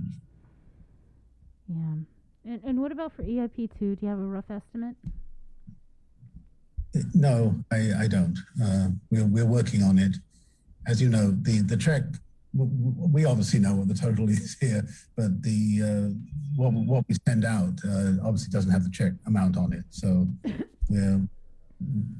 I'll let you know as soon as we've completed that. It actually takes a fair amount of time to go through these, because what it means is we have to take, these are all hard copy checks, so we have to literally transcribe what's on the envelope. You have an idea then how long it's going to take to get the EIP2 list out? Oh, I'm hoping we'll get it out within the next 2 or 3 weeks. It took about, for EIP1, it took about 4 weeks to do it, to finally complete it. I'm sure we've got a little bit more expert at actually doing it as we go through it. But a lot of my staff are having to do it in between all the other tasks that they do, because this isn't a routine. Right. So what Mr. Byrne, did it just reach a point where you guys open a door at DOA and this whole avalanche of unclaimed checks fell through? No, they come through every day. Obviously, immediately after, or 2 or 3 days after a major mailing goes out, and most of the major mailings are the beginning of the process, we do get a whole lot back. But even when I've been looking through them, even checks that were sent out in the original batch, which was like 5 weeks ago, even those start dribbling back. So there's no rhyme or reason how they come back through the mail. We just take in whatever we get and process them as best we can. Now, I know that you guys just don't want people who see their name on this list to show up over there at DOA. There's a process, right, to avoid kind of like gathering in big crowds? Well, we've been pretty fortunate over the last few weeks that we really haven't had long lines here. Obviously, once people actually see this list, I'm sure we'll get more applicants. We want people to come ready with their identification, which is 2 forms of identification. And if you're sending somebody else, there must be a notarized authority for the third party to pick up these checks. And some of these checks were mailed to taxpayers off island. Obviously, they may not be here because of the pandemic.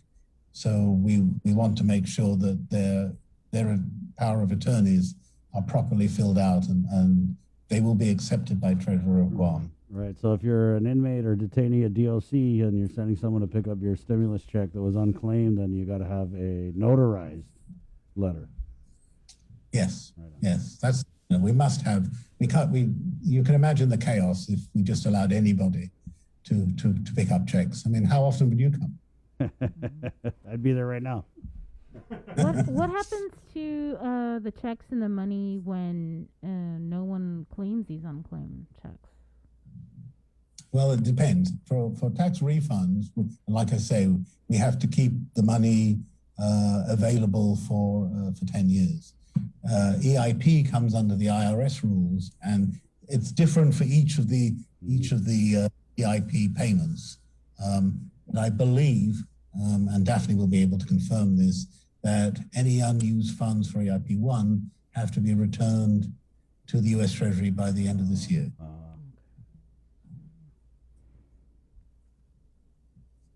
Okay. You mentioned that you guys have so many different tasks that you guys are doing.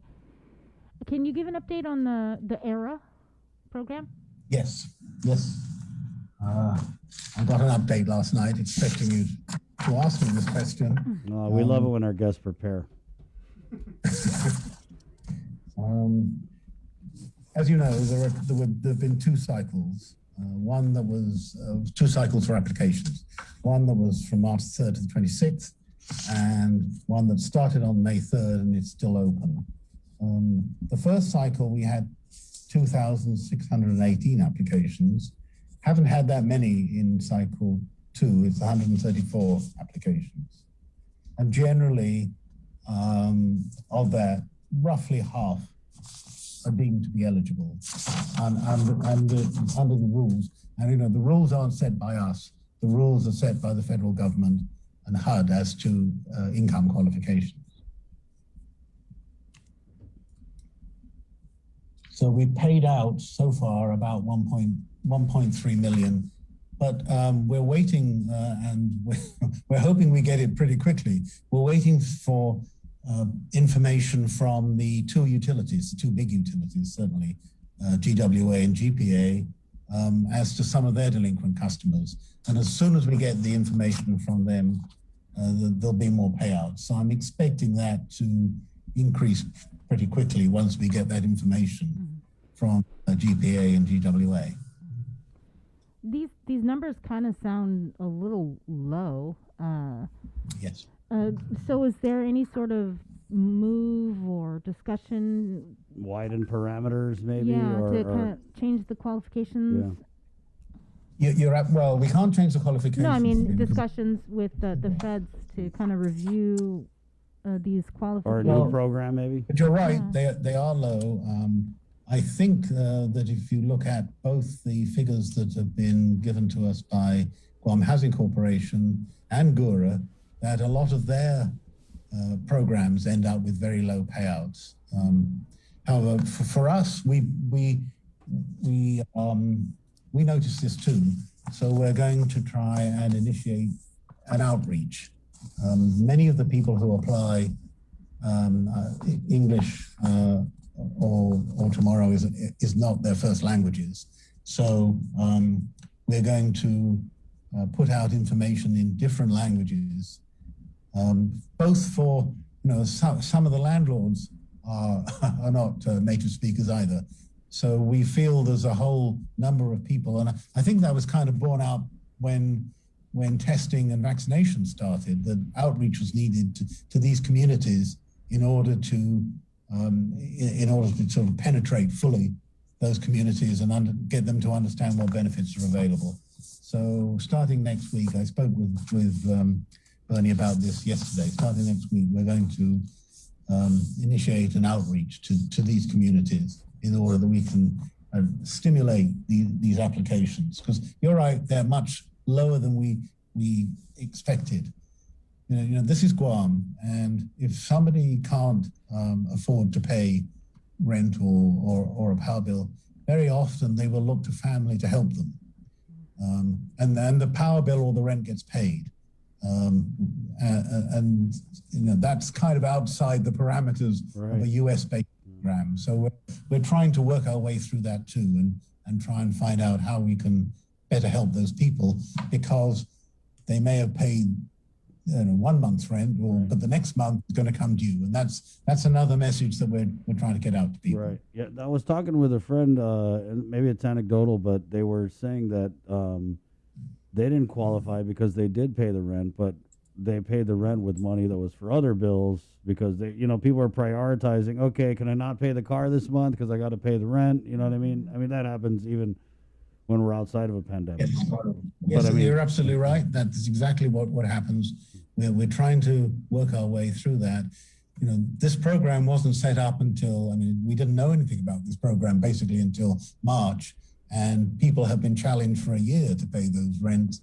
I don't blame them for taking whatever measures they felt necessary so that they, I know there was a moratorium on evictions, but it was hanging over their heads. So I don't blame them for looking for alternative sources, but we're trying to work our way through that too. But as you can imagine, that's a very personal thing and takes a lot of attention, but we are aware of that. We do have a couple of other questions, and this one comes from one of our online viewers.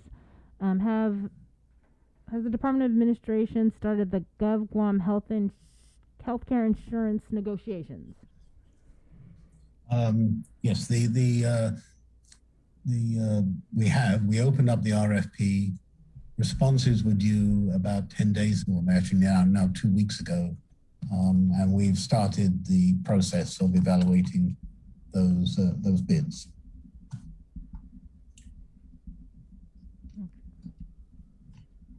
Because it's a procurement, that's really all I can say about it at the moment. We've started the process, and we understand, well, I certainly understand, it's a long process, but we want to get through it as quickly as possible. So that we can get, if people do choose as a result of that negotiation to change their insurance carrier, that we can do it well before the beginning of the financial year, because it is fairly chaotic. If we had to keep it open 2 years ago because of the late decision, and that was caused by a protest. We had to keep it open beyond the beginning of the financial year, and it was very difficult to manage. So that's why we're working with all speed to try and get it done as quickly as possible. What about, is there anything from the AG's office on the financial management system and I guess your efforts to procure a new one? Yeah, we have, I have a meeting scheduled with them early next week. In order to resolve some of the issues that they brought up. Again, it's the procurement, so I don't really feel that I can go into those particular issues, but I'm confident of being able to resolve them at the meeting we're having with the AG early next week. To me, this is really important. It's almost, you haven't yet seen some of the comments that come from the auditors under the compliance report. So they're going to come out because we've just been finalizing them.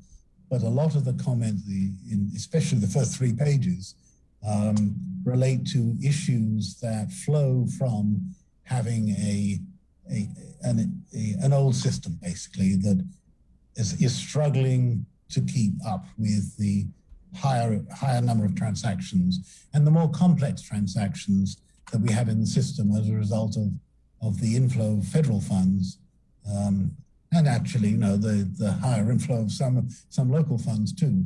But in particular, all these funds have, when they turn into expenditures, have to be properly categorized, and we need to have an up-to-date system. Just like you have an up-to-date system for your. You don't. You were talking about social platforms and things like that. They didn't exist 30 years ago. Yeah. I mean, probably just on AM 30 years ago. Bree has to punch her laptop like a Street Fighter combo to get it to work right. Well, brute force works sometimes. Right. Yeah. But not in the case of a financial management system. I'm very, very determined to get an updated system. It's long overdue, right. And I'm looking forward to what we can do with a up-to-date system. How much easier it will make some of the tasks that the staff here at DOA have to do. And indeed, we'll get these numbers out more quickly and with more visibility. This is something that we have had conversations about with you, Mr. Byrne, over the last several months, and also with the Mayor's Council and other GovGuam agency officials that have come on the show about this delay in payment for COVID differential. And as I understand it, specifically for the Mayor's Council, the reason why they haven't gotten their COVID differential pay is because they were getting it from CARES Act funds. And so they stopped getting it in January. And, the CARES Act money has all been expended. And they haven't been able to pay anything with regard to COVID differential pay. So is that the problem, that there's no more CARES Act funds and they're being forced to use local funds? Well, yes, I mean, it is a problem. We were given under the CARES Act, we were given 118 million, and we spent 118 million. I think I should point out, right, that many of those departments who haven't yet been paid out these sums, like you talk about, because the money was spent,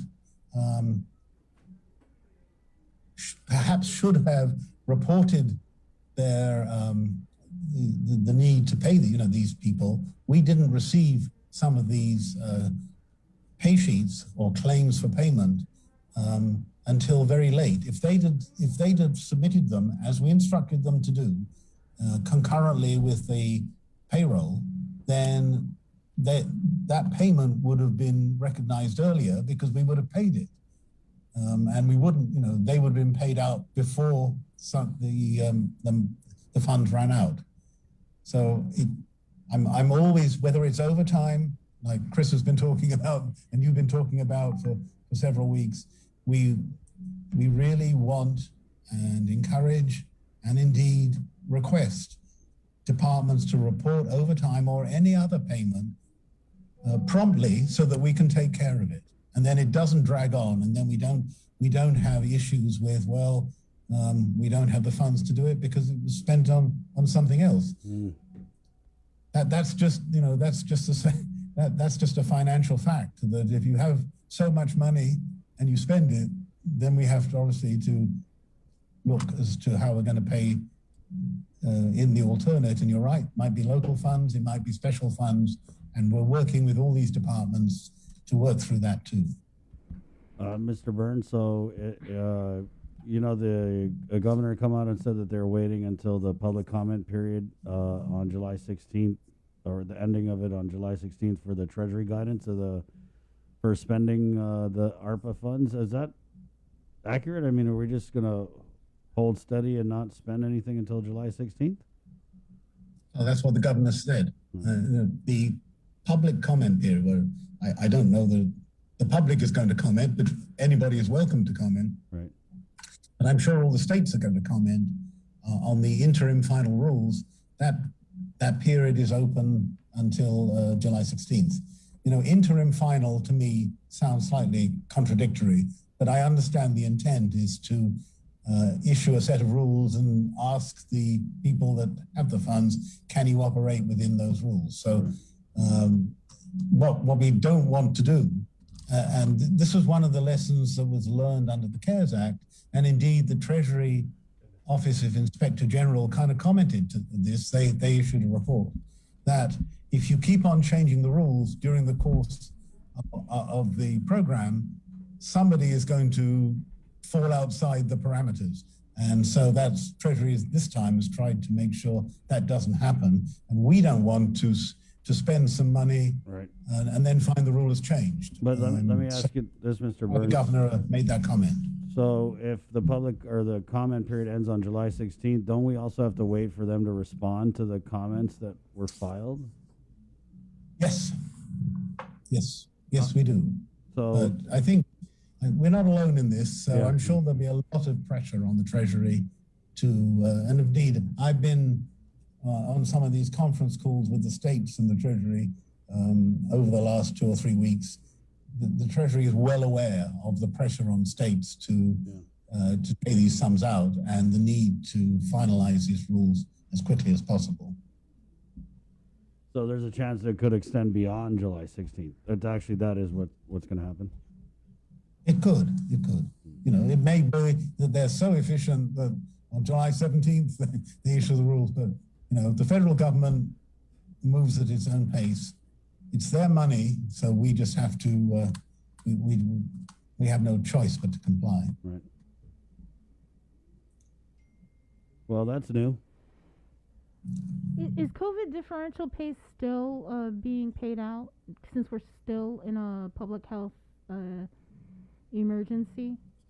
Or Well, some departments have alternative federal funds, which allow them to use those funds for hazard pay. But you remember, Sabrina, hazard pay now is only at the 10% for actual exposure. So the actual amount that we're incurring is much lower. But yes, where there's federal funds available to those departments because of other federal grants, we are paying it out. So will any of the ARPA money be used to pay out some of this outstanding payments that are owed? It could be. It certainly qualifies, so it could be. But you wouldn't use the ARPA money until after the public comment period on July 6th? Well, that's up to the governor. I mean, she tells us when we can start spending the money. But the intent is as I indicated just a few moments ago. But all this money, right? Everybody understands that it doesn't do the island much good if it's sitting in the bank. We want to get it out as quickly as possible. And it may well be, of course, that the Treasury there's issues, or what I can call streamed answers to these things as we go along, because they're aware of this pressure too. So it may be that a certain category they make clear, and then we can start spending it. But it's up to the governors when these funds can be dispersed. Okay. Bree, we're at the top of the hour. Do you want me to ask him to hold through, or? Yeah, I'm good. Okay. Thank you, Mr. Byrne. You're good, Bree? Yeah. Okay. Yeah. Appreciate Thank your you, time. Chris. Yes. Thank you, Sabrina. All right. Always good to talk to you. Always. Yes. Yeah. Have a good weekend. Yes. Have a good weekend. Thank you. And you. Yeah. All right. There you go. Mr. Ed Byrne. Quick break, guys, and we're coming back on KUAM TV next. We got your 6. At 6 a.m. with The Link on Breeze 93.9 FM. Bree and I connect you with all the latest news and information What are the you need to know to headlines? start your day. Then check back with Guam's news leader at 6 p.m. for the day's top headlines with KUAM News Primetime. From 6 a.m. to 6 p.m. and everything else in between with KUAM Digital, we got your 6.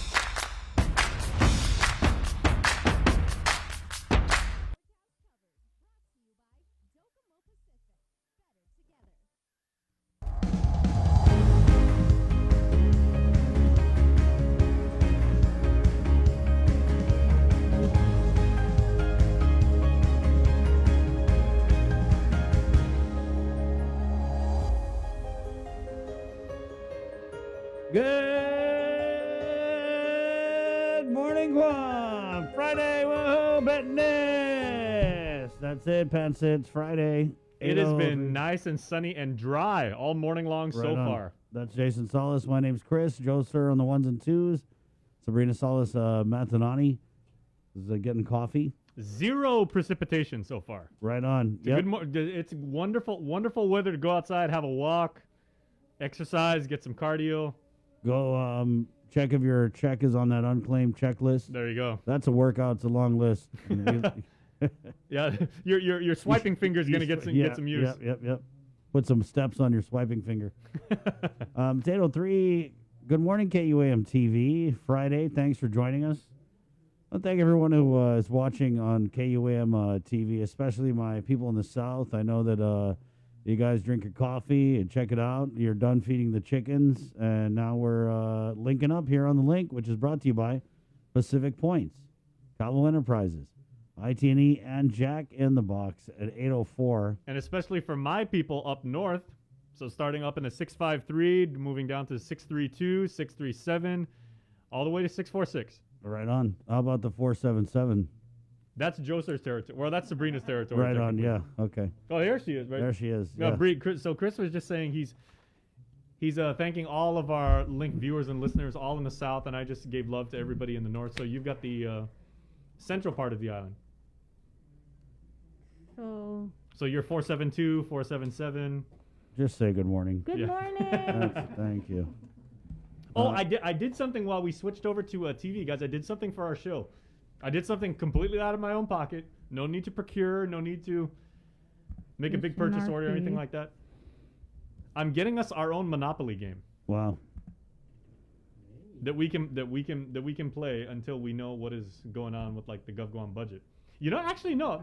You know, I'll do you one better. You know what I want to do this weekend as a creative project? What do you want to do this weekend as a creative project, Jason?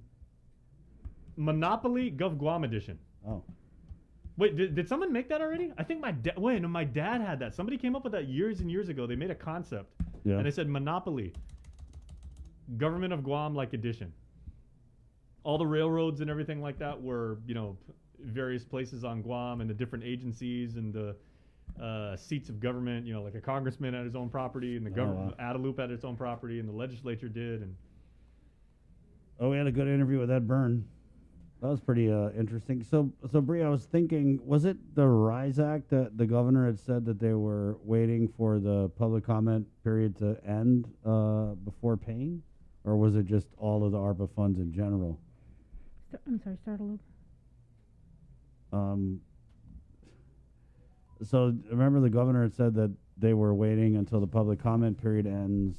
Was that in response to us asking about if she could pay the RISE Act right away? Or was it just generally with all the ARPA funds? Yeah, we don't know. Okay. Good question. No. That was Was this Monday. Phil had asked a question to the governor about what's the status of the RISE Act. Yeah.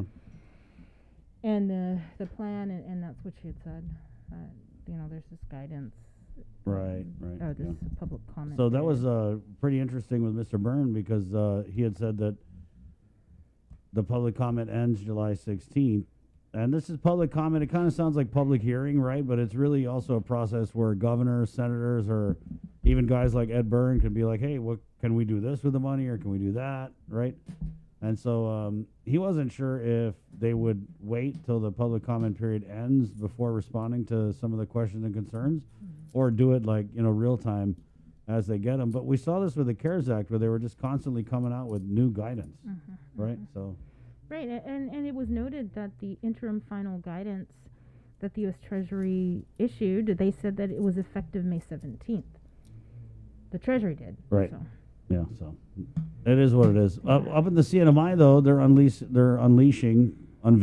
releasing their American Rescue Plan spending. Mm-hmm. And that's at 10 a.m., I believe. 10 a.m., you said, right? yeah. It's at the... We wanted to stream it, but Kev Bautista of the CNMI governor's office was saying something about they don't know if they're going to stream it. So that's it. But we'll definitely get him on next week to kind of really go into what the deal is with Guam residents, fully vaccinated or not, traveling into the CNMI, because they did come out and say that if you're a fully vaccinated traveler going into the CNMI, you could waltz right out of the airport if you're fully vaccinated and if you complete all of their travel hoops. Verifications and things like that. But there's a little thing at the end of this. Go ahead, Bree. Right, so this was effective yesterday, and it was something new to their entry protocols. So again, if you are verified, you're vaccinated, you do go to the airport, go to your home lodging. If you complete the mandatory health declaration form at least 72 hours prior to arrival, and then there has to be like a home assessment. But there was also something towards the end, like Chris mentioned, that if you're from level 1 jurisdiction is classified by the CDC, it appears you don't need a negative test. But if you are from anything above level 2, and keep in mind Guam is designated as level 4. Yeah, it appears that there is a requirement for a negative COVID test. Yeah. But again, we'll talk to Kevin about that. Right. Well, but that's kind of like when you read it, it's like, wait a minute. So Yeah. even if I'm fully vaccinated, I've got the verification, I have to have a negative test. But, you know, they're having those tests available at the CNMI airport. Right. Oh, they are. Yeah, Right it's at on, the airport. yeah. And I mean, they did really good. They did outstanding with I mean, if you look at our region, like Guam did the worst. And, you know, I mean, not even say anything we did the worst, but our worst was still pretty damn good. Yeah. But if you look at the FSM, They were outstanding. They just got their first case in Palau, right? Yeah, so the FSM did great. CNMI did awesome. And No, I talked to my friend who is of Palauan descent like the other day, and he called me up and he's like, hey, you know, I saw something, and he goes, you know, he lives here, but he goes, I was checking up with the news in Palau, which, you know, he does every so often, but he goes, I thought it was a typo. He goes, 97% vaccination rate of their adult population. I was like, no, that's what they're saying. And he's like, that's amazing. Wow. Maybe they got an incentive, like they give you, you know, a bag of Palau weed when you get vaccination. And, you know, what was it? Like maybe like 2 or maybe... Right, Joe, sir? Right. Maybe 3 weeks tops prior to that, they said Palau's vaccination rate was like something like 84. So, I mean, they covered a lot of They give ground you the really Pillaloo quick. buds. You know, but we also have a lot of people coming and going, you know, through Guam. I think probably a lot more than in like CNMI. Yeah. You know, we're like a hub here. So. Exactly. Yeah, but I mean, you know, the CNMI is doing what they're doing with this CDC advisory deal because, you know, they're just trying to protect themselves, which is, you know, something we all got to do, right? I mean, it's just exactly what we need to do on an individual basis. They're doing as a government, and we are as well. So. But do you remember, Bree, when the very first CNMI press conference, you and I were in that Zoom call, and then they wound up streaming it. There, it wasn't Esther Agagi, the head of the Commonwealth Hospital, but it was their chief medical person, like the physician. And they were Esther Munya. Or Esther Munya, yeah, pardon me. And I forgot who the physician was, but she's like their medical director there. But yeah, she kind of went off on me. Yeah, was that doctor? I can't remember her name. No, but white lady, I was right? like, she was super aggressive in telling people, and this was like, you know, before the first case even got there. She's like, everybody, if you assume one person has it, assume that everybody has it. Do not mess around with this thing. She's like, this is the most contagious thing we've seen in a very, very long time, most of us in our lifetimes. And she did not mince words, and they were very aggressive from the jump. And at the time, you know, when I was asking my questions, we had already had quite a few cases on Guam, and so when I was asking my questions, they were a little bit more specific, you know.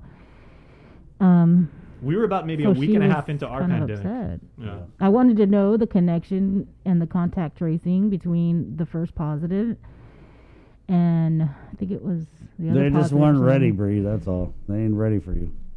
So, yeah. It's like, yeah, I know you're supposed to act like everybody has COVID, like, but I didn't want to be disrespectful. Yeah, I could have.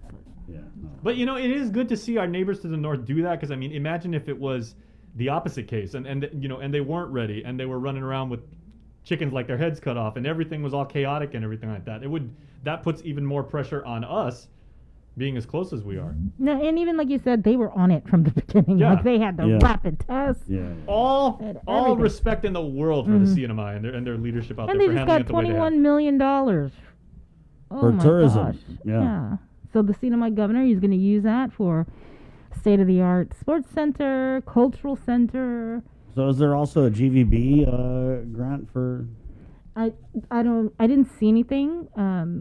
So we know this was that just the press release that I got from the Department of Commerce this morning. GVB president, former Governor Carl Gutierrez he actually broke it here on the link that the governor was going to give him $20 million from the American Rescue Plan. From Matapang Beach? No, to market Guam tourism and the reopening of the island, and then there was it $18 million for I think that's what he Matapang? wanted, yeah.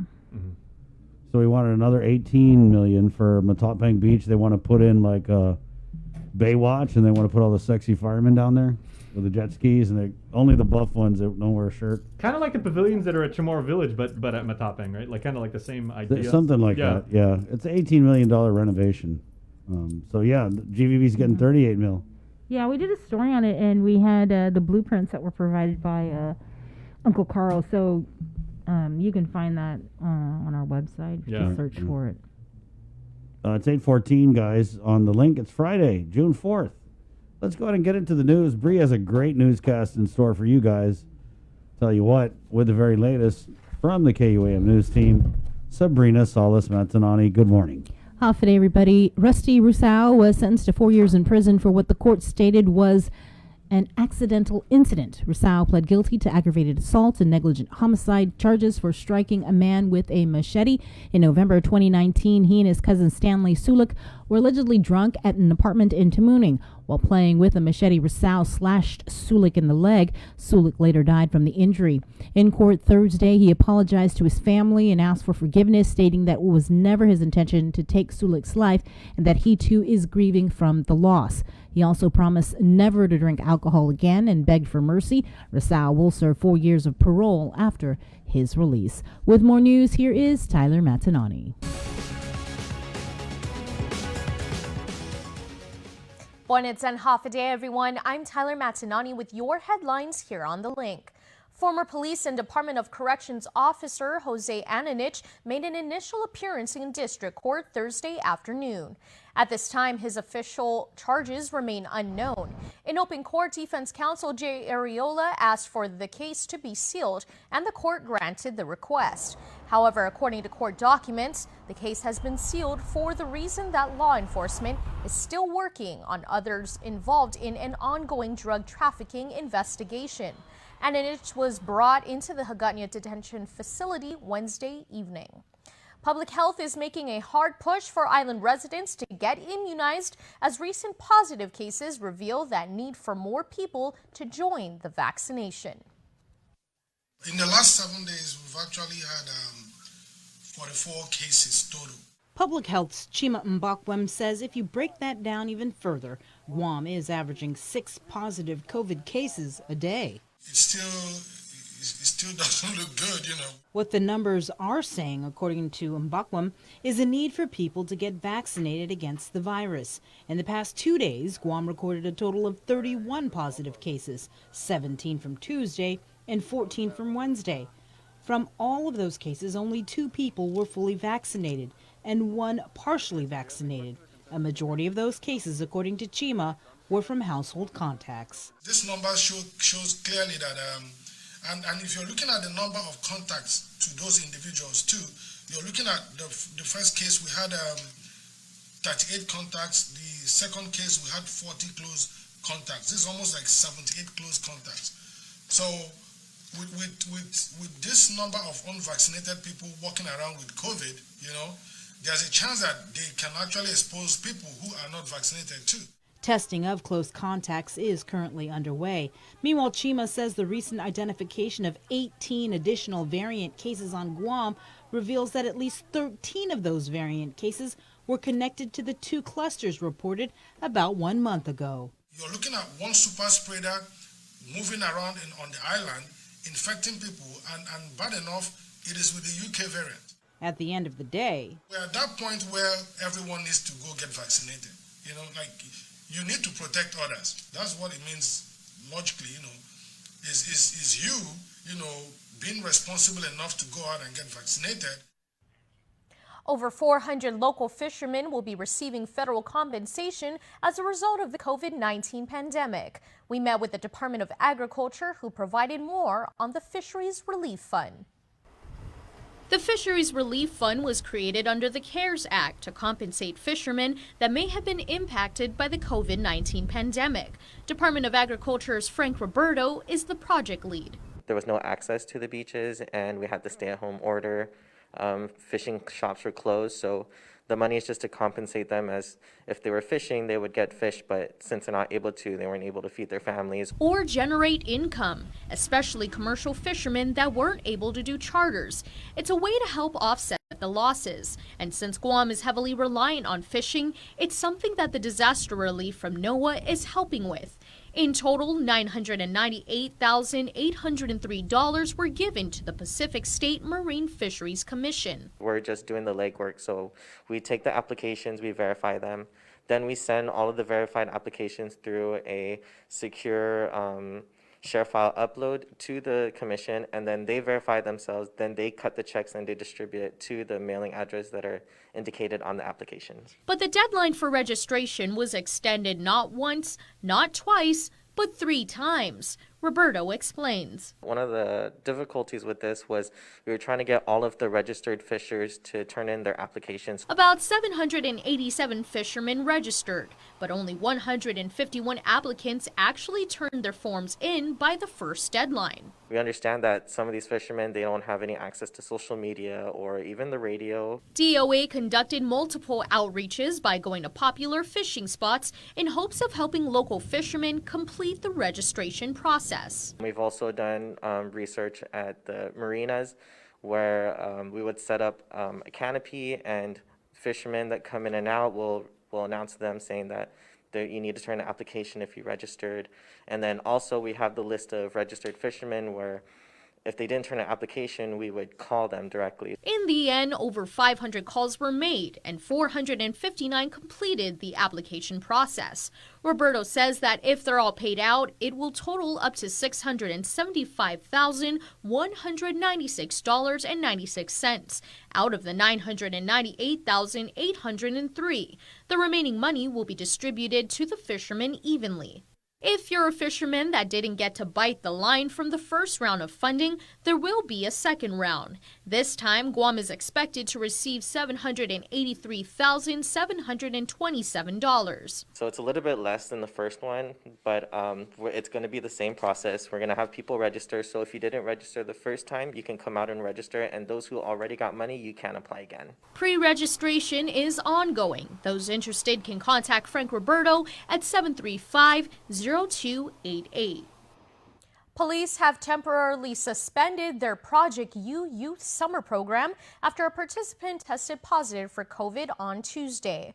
According to GPD's spokesperson, Sergeant Paul Tapao, the youth sustained an injury while playing and was taken to the Guam Memorial Hospital. While there, the individual was tested for COVID-19 and the results turned up positive. GPD says it's working closely with public health, the youth participants, their families, and its Safe School partners to meet contact tracing protocol.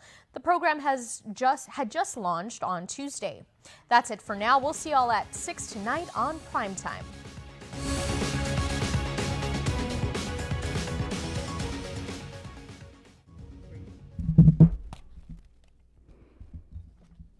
And in other news, the Joint Information Center reports 6 new cases of COVID out of 530 tests performed on Wednesday.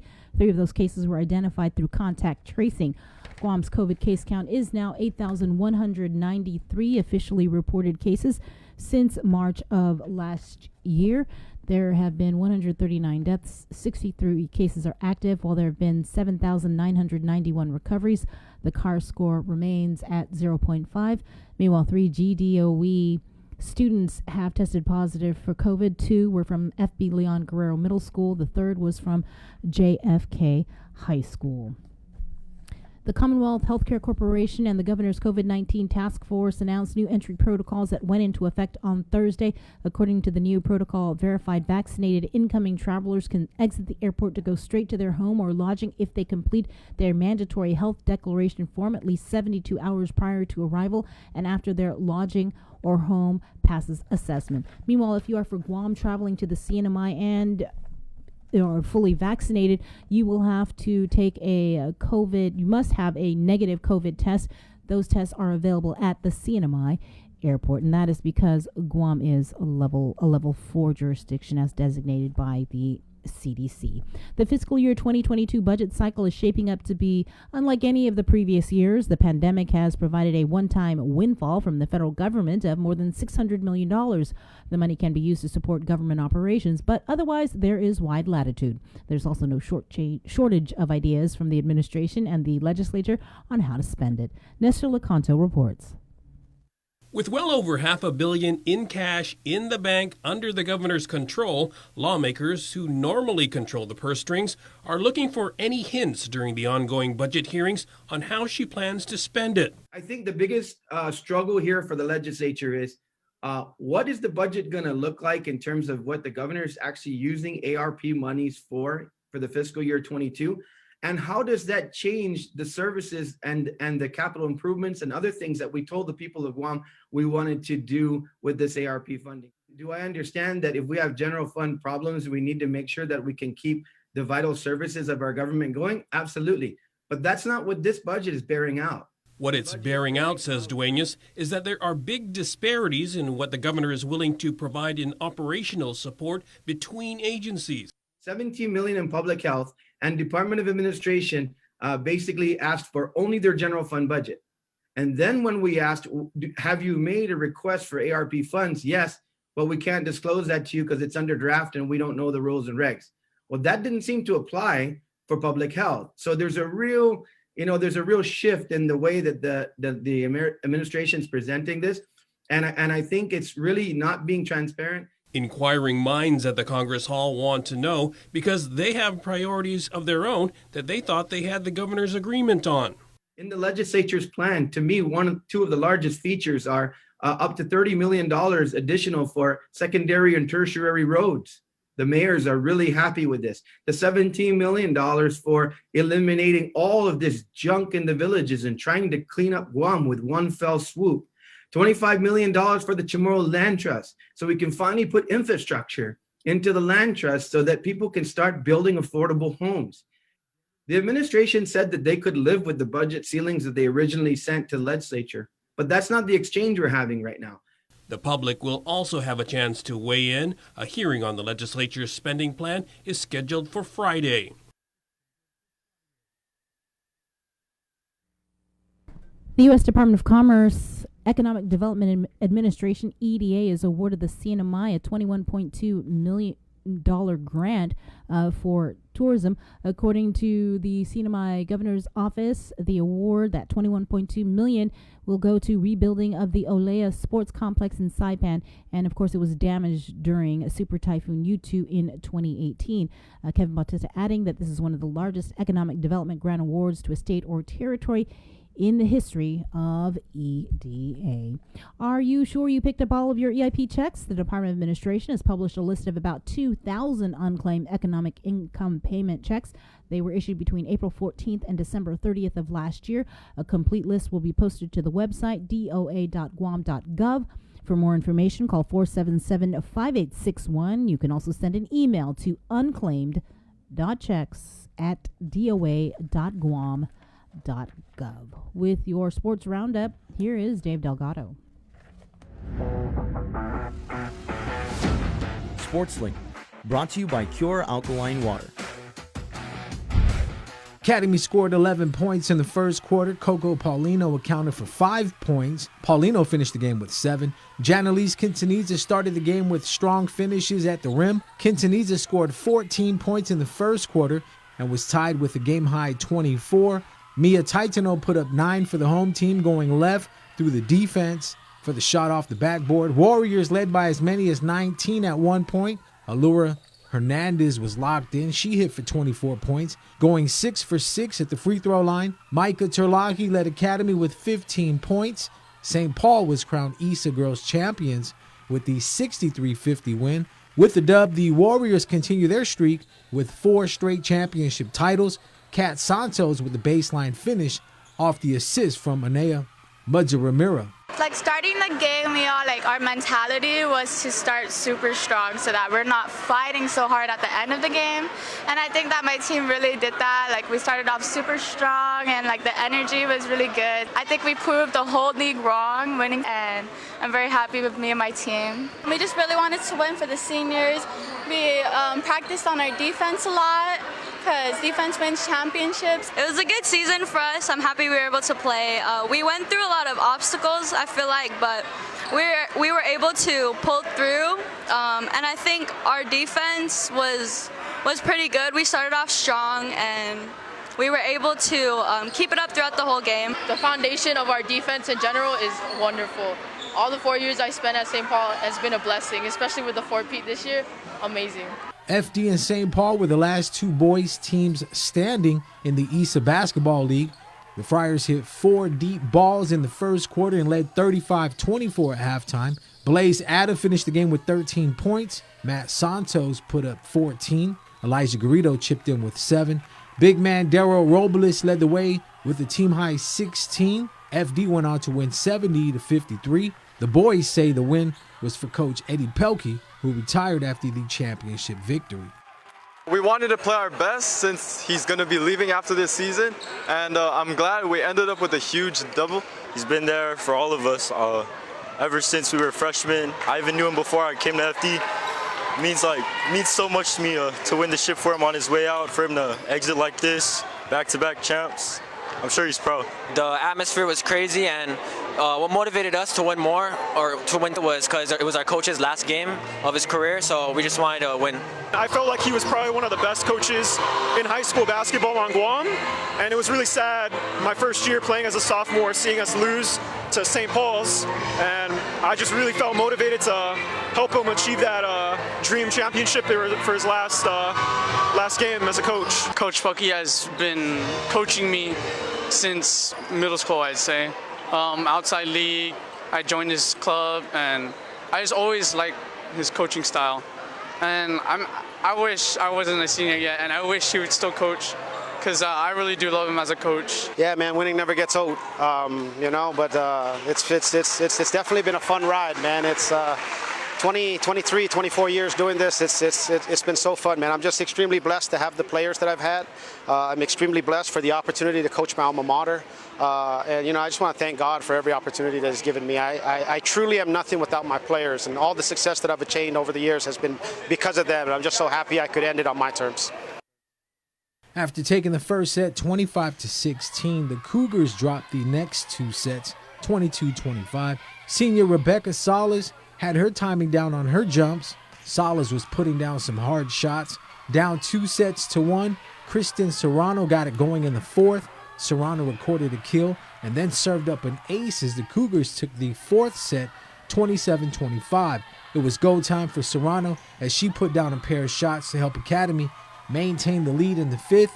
Tied at 10 with the race to 5, the Cougars outscored Notre Dame 5-3, winning this year's IIAG title 25-16, 22-25, 22-25, 27-25, 15-13. I think what really needed to work was the fact that we had to gel together, and I think we've played together for so long. We've worked so hard for this moment. Each year we've strived for this position, and I think we really worked hard to work together in this one. It didn't take only one of us or two of us, it took all of us to work together as a team. What really helped us was our desire and our ambition, because I know my seniors really wanted to get this championship and this win because they've been working really hard as a team and for themselves just to finally get what they want before their high school career ends. And I think it's just really the desire and ambition. Honestly, we were more excited rather than scared. Obviously, we had the nerves, but once you get past the first 5 points, it all comes down to just playing volleyball, and that's what we've been doing for probably since middle school. It's just a game in the end. It feels really great. It's my first championship, so I couldn't have done it without my team. They played really well out there, and creds to them. St. John's took on FD for the IIAG Boys Soccer Championships. Friars score first. E.J. Sablon puts one through in the 15th minute of play. St. John's Leighton Milner scores in the 40th minute to tie the game going into halftime. The Friars played the second half a man down after receiving a red card. Shot after shot by FD was blocked by Knights keeper Miles Ganib. Tyga Simon missed on a few attempts that would have gave St. John's the lead. Tied at 1, the match went into extra time. Neither team was able to score, sending the championship match to another overtime period. With time running out, a penalty was called on FD, setting up Simon for the penalty kick. Tyga kicked through the game winner in the 110th minute. It was a big pressure moment, but I came through. I've been practicing that shot all season. I've been visualizing it throughout the season, so it was just practice. It was just the same flow every time. So I just put it in the back of the net, second instinct. It was our last season, our last game, so we really wanted to put it all out there and win for our senior year. Past week we've been practicing our shape. We've been keeping our mental strong. And when we came into this game, we came in because we wanted the championship for especially our seniors. Our seniors, it makes up 50% of our team. So we really wanted to win for our seniors. The fact that a lot of our team is seniors is what brought our drive to the team. and our closeness with our underclassmen just brought them to have the same drive that we do to win, and honestly, it was just great. We just felt encouraged from our loss. We felt that we needed to play harder, and we did, and we came back and we won. The 2021 McDonald's All-Island basketball games are scheduled for Saturday at the Jungle in Mangilao. The girls will be taken to the court first at 5, followed by the boys at 6:30. We're just looking for these players to come out, have a great time on the court with one another, and it's really a day to really celebrate and, give them props for such a great season. They've all showed a great competitive spirit, and this is the best of high school basketball, both in the girls and boys divisions. So we're just excited that we have an opportunity to host this, and good luck to both teams. There will be a skills challenge and three-point shootout held before each game. McDonald's of Guam and Saipan Vice President Joe Azuzu says the event will promote sportsmanship, competition, and offer a great event for the community. We had an idea to put this thing together. We had a lot of success in the pre-season tournament. So basically we want to keep it going, keep the momentum going, and really bring together the best that the island has to offer, and let them compete against each other at a very high level. And it can help them network also, get to know their peers, bring them together from different schools, bring the best talent together in one arena to really show the island of Guam and the community of Guam what Guam has to offer. Yeah, I'm excited. I haven't been on the same team as a lot of these players, and I love how the teams were separated, and definitely going to be fun playing with a new set of people, the top players on Guam, really. It's going to be a good game to watch. I'm really just excited because this is kind of like the first all-star girls division, and since I get to be involved, I'm just really excited. And I'm looking forward to getting close to people I haven't played with, and playing with new people. I just want to have fun and just experience an all-star game, and just really enjoy the moments. In baseball news, come out and fulfill your goal of playing on a university baseball team. Work on your baseball skills and practice to get better with your throwing, hitting, and fielding. So put on your baseball uniform and come out to the George Washington High School baseball field and play some ball starting June 6th and the following 4 Saturdays at the GW baseball field at 9 in the morning. The UOG Schools program will be working with high school athletes to assist them in meeting their very best baseball potential. Baseball coaches and parents are welcome to participate and be leaders in this 5-week UOG Schools program. For more info, contact Bill Bennett at 483-6500. SportsLink, brought to you by Cure Alkaline Water. June makes the best malasadas in Hawaii, a fact not lost on Daryl, whose brother Byron is cooking the onaga he caught at his secret fishing spot with his girlfriend Malia, who used to work for the Shave Ice Guy, whose second cousin Vince drives the school bus ridden by Calais, whose auntie makes the best malasadas in Hawaii. Everything here is connected, and with the new First Hawaiian Bank mobile app, you can stay just as connected to your finances, and it all starts with yes. And Ruby Tuesday Guam, it's the KUAM Digital Digest, your weekly guide to the latest information and best entertainment on the stations and platforms of KUAM.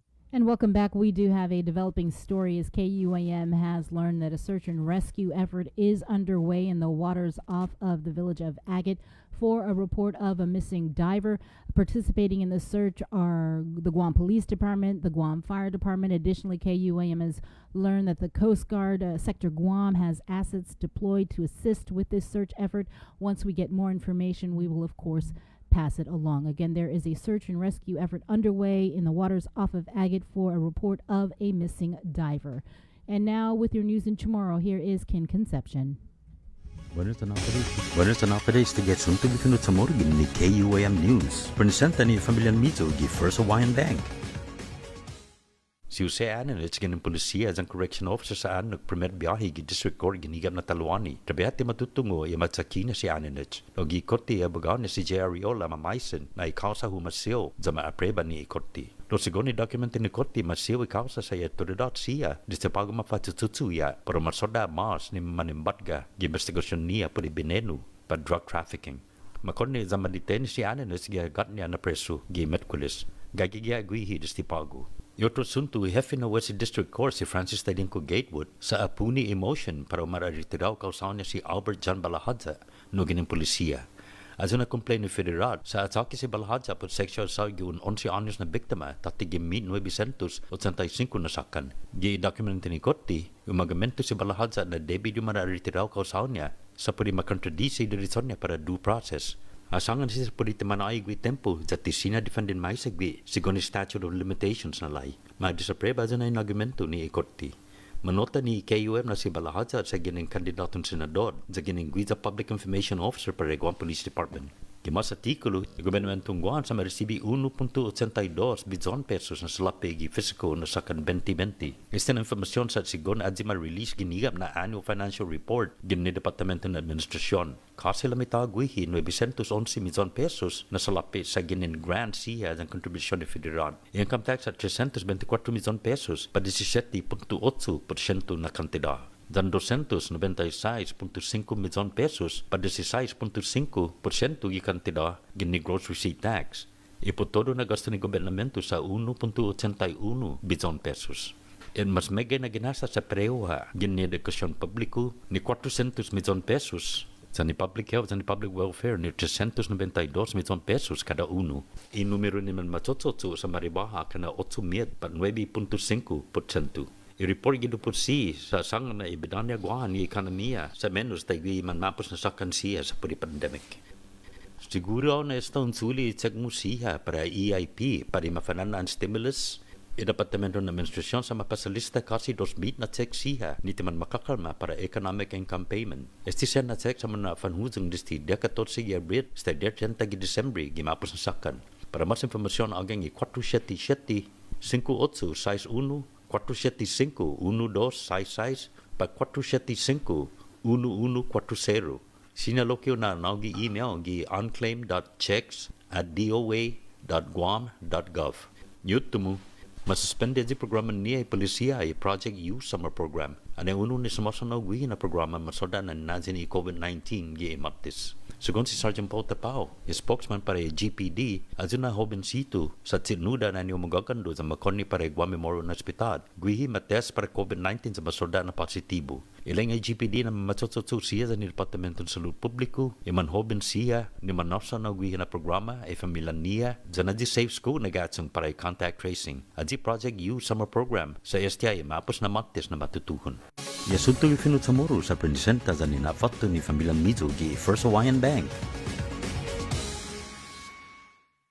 June makes the best malasadas in Hawaii, a fact not lost on Daryl, whose brother Byron is cooking the onaga he caught at a secret fishing spot with his girlfriend Malia, who used to work for the Shave Ice Guy, whose second cousin Vince drives the school bus ridden by Calais, whose auntie makes the best malasadas in Hawaii. Everything here is connected, and with the new First Hawaiian Bank mobile app, you can stay just as connected to your finances, and it all starts with yes. Family platter of fried chicken? Check. Tray of red rice? Check. Birthday cake? Check. 1 case of water? Check. 12-pack of beer? Check. 2 cases of Pepsi? Check. When you have a long checklist but are short on time, we got you. Get it delivered by us. Order on the app or website at uno-go.com. Guam on demand. Shoot, I forgot the paper product. Oh wait, UnoGo has that too. KUAM's multi-platform morning show, The Link, just got a little more delicious with Feed Me Fridays. Chris, Sabrina, Jason, and the rest of the morning crew will take some time each Friday to talk food, taste food, and bring you all the latest and greatest in food from King's Restaurants and Ruby Tuesday Guam, old faves, new hits, and everything on the menu in between. It's Feed Me Fridays on The Link.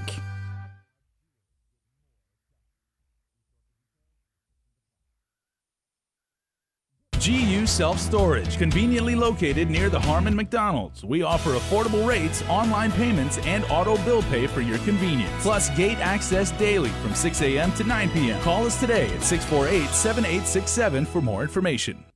Get the job done the right way by getting the right stuff at East West Rental Center. With years of experience helping builders, we definitely got what you need. Call 646-1463 or visit us in Upper Tumon. Open Monday to Saturday from 7 a.m. to 5 p.m. and on Sundays from 8 a.m. to 5 p.m.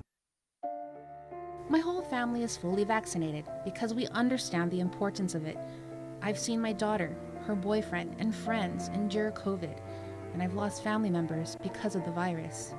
I chose to get vaccinated to protect those around me, and most importantly, because of my parents. I'm Jonah Gancharfris, KUAM Senior Producer, and I'm a proud member of the vaccination. Join the vaccination. Scan and plan. For more information, go to KUAM.com.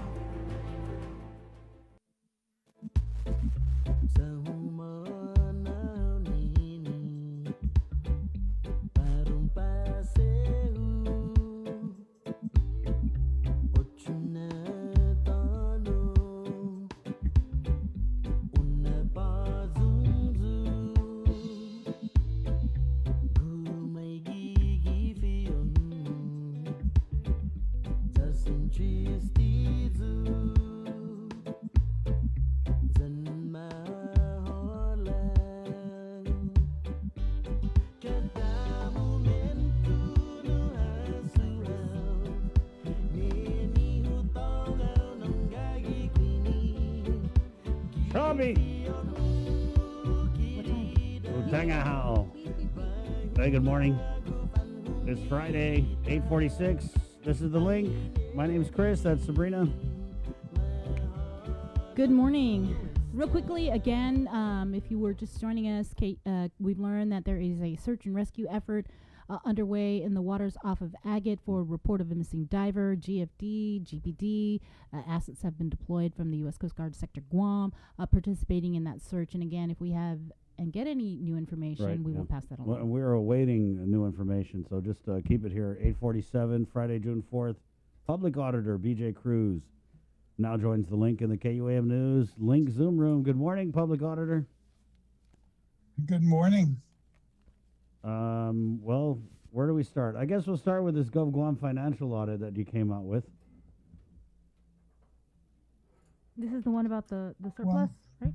Yeah. I'm glad I finally got it out with a date that wasn't June on it, but it's still not early enough for me.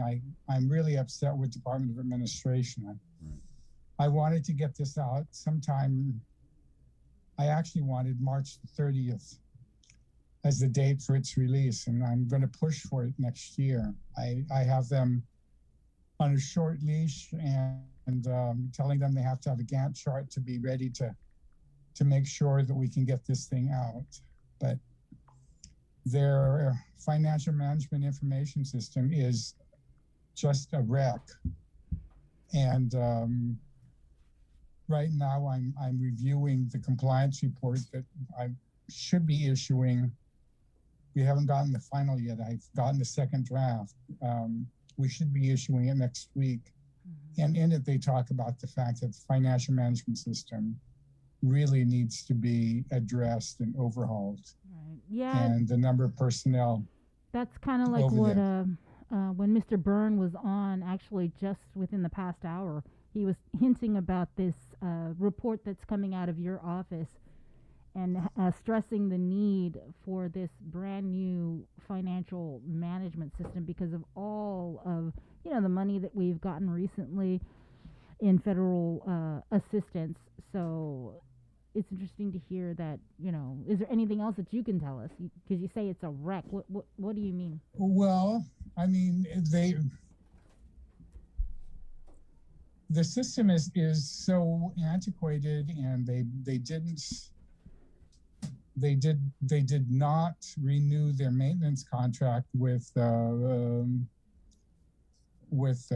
company that they had on contract for the last 30 years.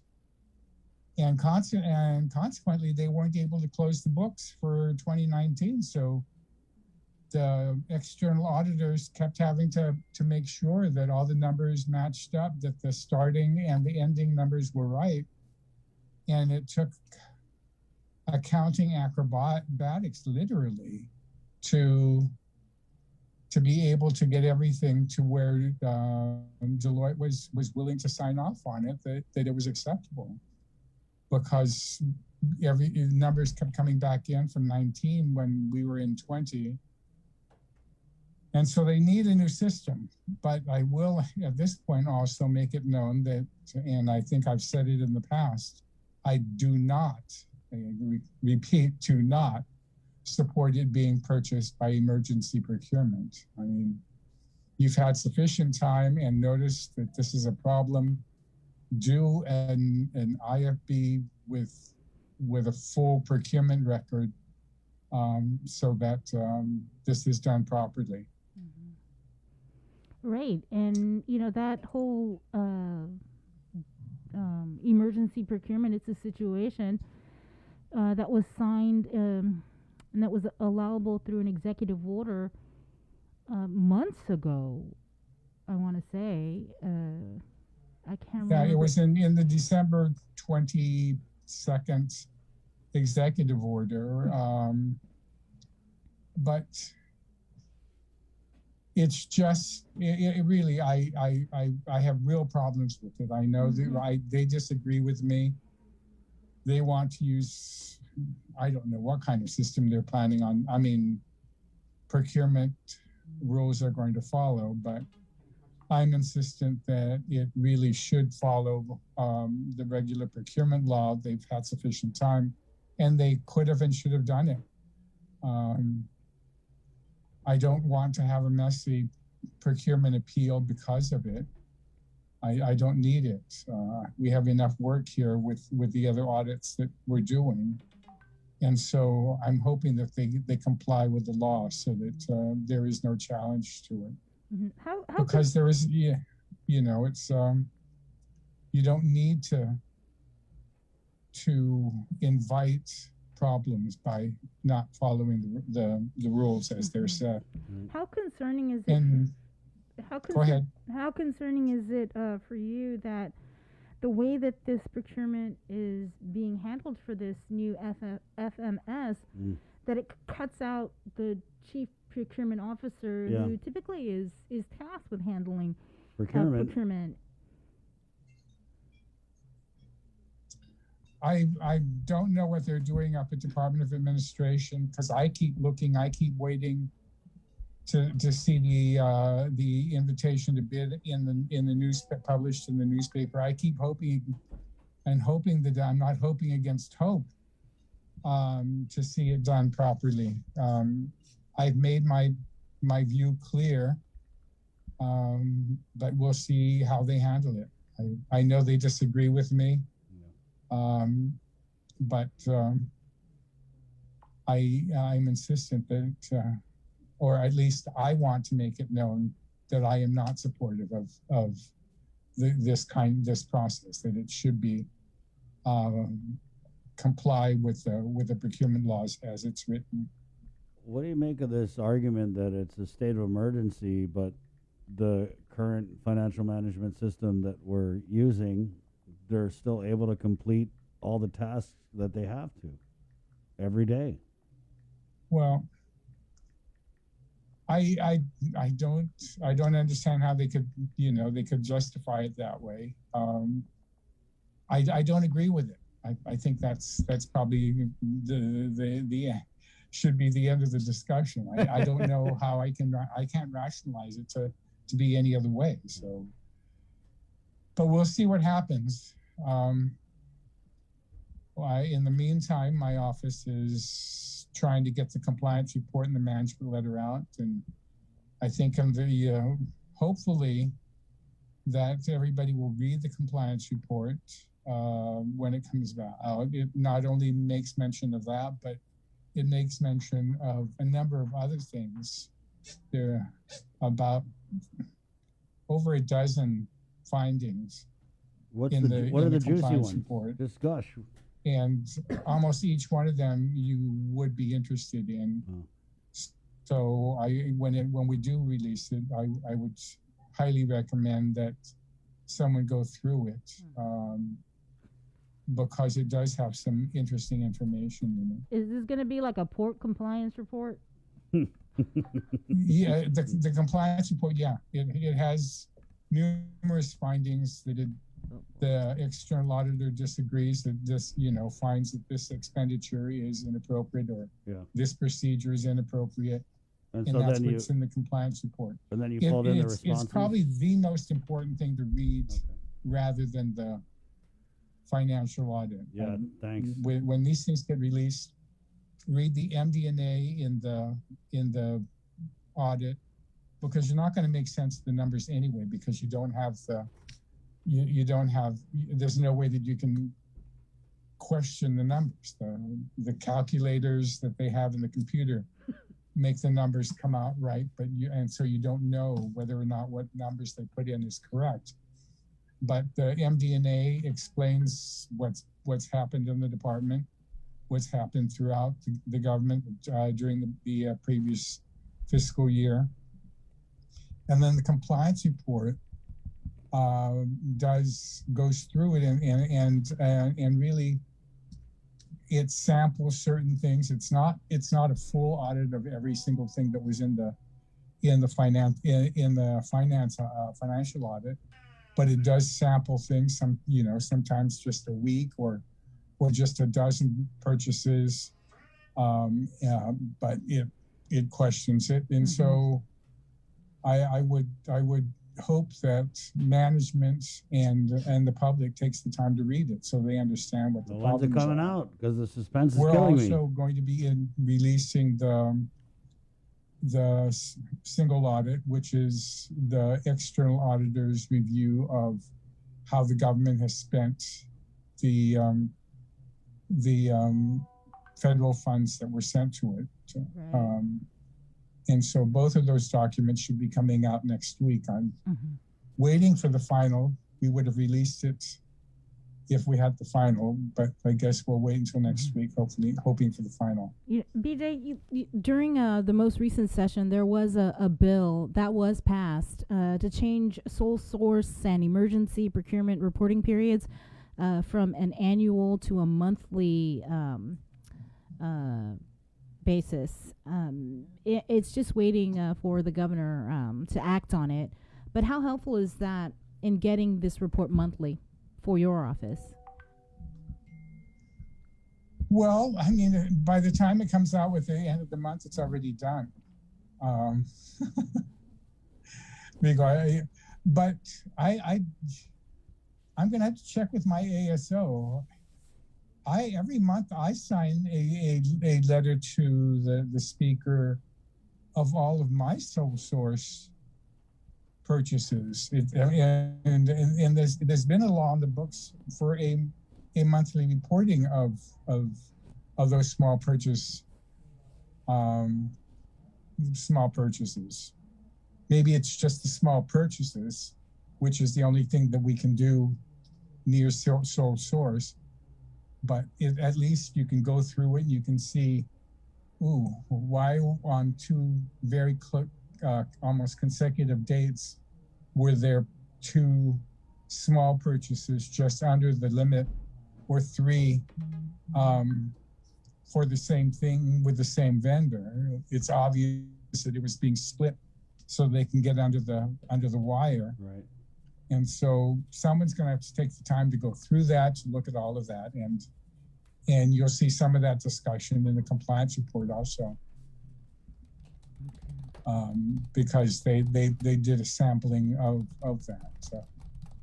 But we also are in the midst of doing our performance audits. I had hoped that this week that the COVID hotel audit was going to be released, but on Tuesday afternoon, on the 1st, I had agreed to allow the government ADLIB to additional time to respond, and they responded. And on Monday, I got a 22-page rebuttal letter and 3 volumes of documents for the procurement record, which we should have already received months and months ago, when it should not be found now.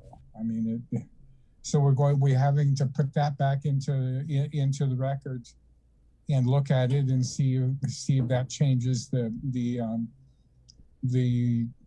conclusions and recommendations that we initially came up with. Now that we have all this information, but the procurement record was a mess. I want to tell all the agencies the procurement record has to be updated on a daily basis. I mean, as you email someone, you should make sure that a copy of it goes into the procurement record, so that when there is an appeal, you don't have to wait 6 months to try to find all of the emails of all the discussions that you had regarding that procurement. But they don't, and it takes a long time, and some of the cases are lost because of that. That the procurement record isn't complete, and consequently the department loses the procurement appeal on it. And so I really do wish that they would be a little more diligent in doing that. So I'm hoping to release that soon, as the news has been reporting, because the vice speaker and our oversight chair has requested. We're also doing a performance audit on whether or not the government is adequately collecting the taxes from the military buildup contracts, and that's going to be a very substantial audit. And we're all reading stuff. I just got another document yesterday on that I'm trying to read about where we might be able to find all the contracts and how many years we should be looking back to see whether or not it was provided. And from it, I think I've come up with a way that we can collect it. And so I'm hoping that when we do the finish, I can be able to share that with everybody. Oh, yeah. We're also, for the 3rd time in 4 years, an audit on the cigarette tax. I know Reverend Tax is like, why again? Well, the reason for that is that I was provided with a copy of one of the distributors' payment receipt for one of the previous months. And when I compared it to the CRER report of how much was collected for that month in cigarette taxes, that one distributor's payment was 103% of what that month reported. So consequently, I'm going to have to go back 30 months at least and check each one of those months to see whether or not it's being adequately reported by Revenue and Taxation, or whether it's possible that one distributor is accounting for 103% of the collection. And I have others that have come to see me who are claiming that they're also paying a huge percentage, and it's impossible to be able to tell. So for the 3rd time, this office is going to do an audit of the cigarette tax collection and the liquor tax collection. It was in our plan to do the liquor tax, but I've added the cigarette tax on top of it so that it's going to do both, because there's obviously a leakage. And yesterday's newspaper, I guess you guys didn't cover it, there was some report yesterday in some other media that reported there's a suit a whistleblower suit at the district court regarding non-payment of legal taxes. And so we're going to have to look at that. While we're on this subject, let me just ask you. We're doing the expenditures on the COVID. We're finishing up our mayor's council, and so we're quite busy. Yeah. And I'm busy juggling, reading different kinds of things, and trying to push things along. Well, on the cigarette tax stamp thing, let me just ask you your 2 cents on this law here that was passed, and that Reverend Tax. This is the privatization of the cigarette stamp tax collection, where the AG's office had responded in court that the government of Guam simply couldn't afford to pay a private company upwards of $17 million to collect these tobacco taxes. And we had Senator Sabina Perez on, who said that paying a private company would take money away from cancer patients, cancer treatment, cancer education and awareness. So what's your Which stance is the on reason why I oppose it. And it's ludicrous. I'm sorry. The last audit that this office issued on cigarette tax, which was the second audit, but with first audit while I was here, my recommendation was just repeal the bonded warehouse and collect the tax at the port. When it lands, just look at the bill of lading or manifest, whatever you call it, however many cases of cigarettes is in there, collect the $2,000 per case, and then now it'll be on the distributors to be meticulous about all the documentation proving the fact that they sent out X number of cases to export to one of the outer islands, and you can show that bill of lading and the fact that some ship went out on a certain day, and you can prove that. They'll be able to prove that. You can prove they can be the ones that prove that they've sold some to the military, or that they've destroyed X number of cases. And then that way, the revenue and taxation doesn't have to keep count of that. All they will do is receive that information from the distributor, give them a credit, either refund the amount that was previously paid from the payment at the port, or hold it as credit for your next shipment.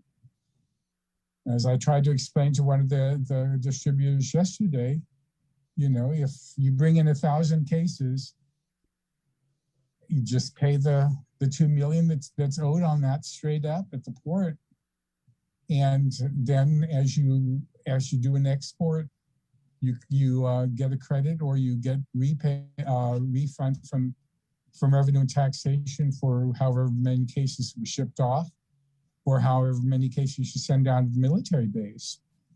But you make all those, you take care of that, and you prove that to revenue and taxation. If revenue and taxation doesn't give you a refund, then the next shipment that comes in, you have a credit there. Just take it as a credit on the amount that you would have, or is due from your newest shipment. But I am not in favor of paying a commission to any outside agency to do this. I really do think that after review of the situation, that the easiest and the most equitable way is to just collect it at the port immediately upon landing. I know that's going to put out a number of distributors it's going to cost them some money but if they're going to bring in the cigarettes and they can afford the additional amount, then I'm not very sympathetic to smokers. So. All right. So you're just saying it'd be easier to do it down at the port, but what's the remedy for this $17 million price tag? I have no idea, which is the reason why I'm doing this third audit. Because at first I thought that we were only losing, we were maybe missing 14 million, but now I'm not sure. When that one distributor gave me a copy of his his stamped receipt from Revenue and Taxation for one of the previous months, and it was 103%. I said, that's impossible. Something's happening. Either Revenue and Taxation is not reporting it correctly, because this payment was made on the 15th of the month, and the CRER comes out the 20th of the following month. So there was enough time to record whatever it was that they paid on the 15th of that month for it to be reported on the next month's CRER. How could it be underreported? It doesn't make sense to me. And so I'm going to be doing a really in-depth investigation on what's happening up there and how they're doing this. Because if I paid $2,000, $2 million today, and next month it shows that the collection was only 1.8 or 1.5. How's that possible? Something's happening somewhere, and I aim to get to the bottom of it. All right, well, keep us posted. Thank you for your time, Public Auditor. Thank you. And we'll catch up with you maybe later on towards the end of Pride Month, because I see you're wearing your Pride shirt this morning. Pink flamingos. Right on. Okay, BJ. Thank you. That's that. Right on. 9/11. Let's keep it in the KUAM News Zoom room and go to Catherine Castro, the Guam Chamber of Commerce. Thanks for joining us, Kathy. Good morning.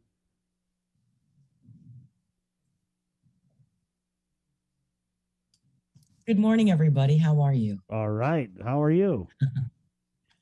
I'm well. It's good to hear everybody. Some really great conversations this morning. Pretty interesting stuff, huh?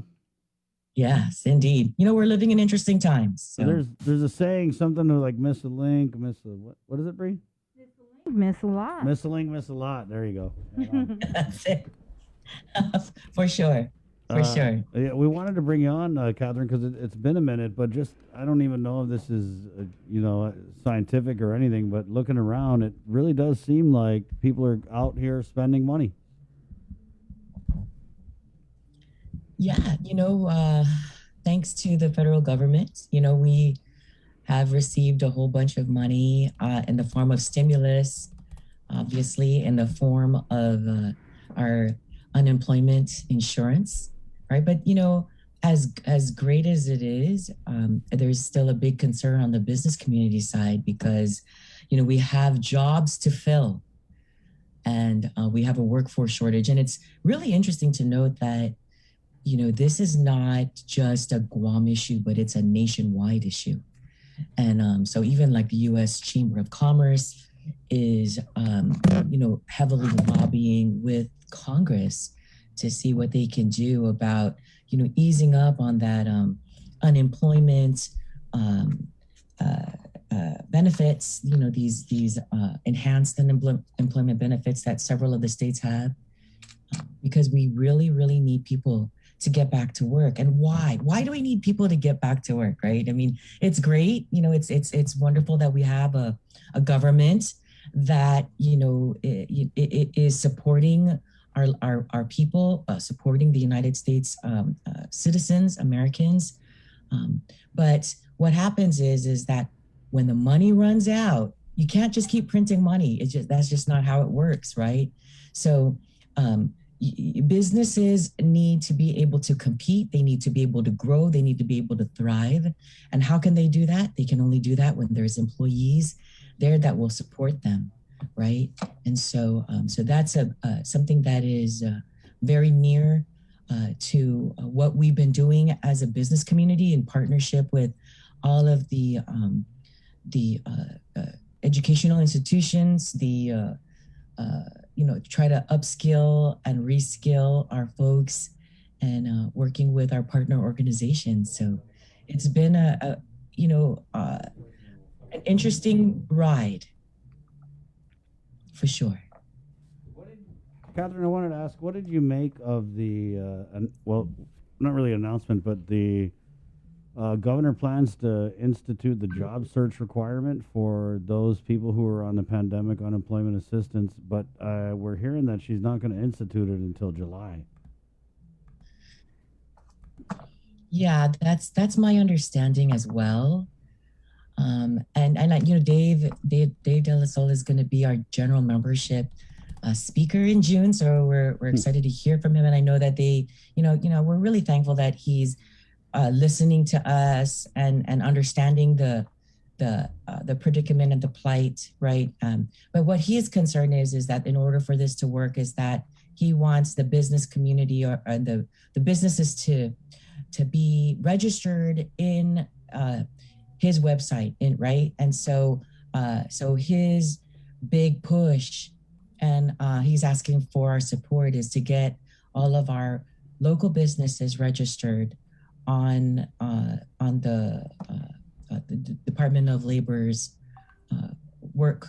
Golly, why can I not remember the name of that website right now? HireGuam.com.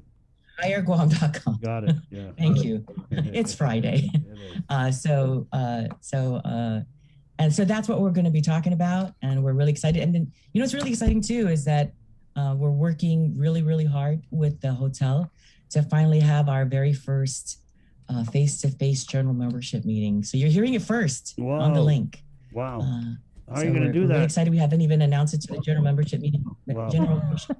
So it's it's 100. 100 is the gathering limit, or? Yes, that's correct. Yeah. So, we're excited. We're working very closely with the hotel. We'll be sending out a notice to the members, if not today, very, very soon. So yeah, Dave Del Sola at the general membership meeting talking about getting folks on his website and the general membership meeting face to face. We have to, as we move forward, we want to be able to get people excited about socializing again in a very safe way. And, COVID will be with us for a while. We have to learn how to live with that, right? And so we really need to continue to practice our protocols, right? But be able to move forward. We have to. We can't stay stagnant. We have to move on. So how big is your general membership? Well, we know that it's going to be, you've seen our general membership meetings in the past, right? So you're going to do like one ballroom and then another ballroom kind of deal? So what we're going to do is we're going to do the one, right? And we'll just keep it simple. And it'll be the first, 100 or however much that we can hold in the ballroom, first 100 that will RSVP. We'll work those out. We'll work out those details. So we're excited. We need to move forward, and that's what we're conveying by having this face-to-face general membership meeting. Yeah. Did you by any chance take a look at that report that was released from the University of Guam on the impact COVID had on businesses? I did. I went through it briefly. I have it on my read list this weekend. That along with the popular Guam financial audit. Yeah. Yes. Boy, so yes, sounds like an exciting weekend. My weekend reading list. Yeah, but it's very interesting. Mm-hmm. I'm just wondering. Sorry, we have other people doing reports on the business community. What about the chamber? So that we could hear from your perspective, the business community's perspective, on how COVID has impacted the business community. Is that something you guys plan on doing? These types of surveys and outreach, they take money. And, the University of Guam worked very closely That was from the School of Business, and we appreciate that partnership, right? And they were able to get money from the CARES Act to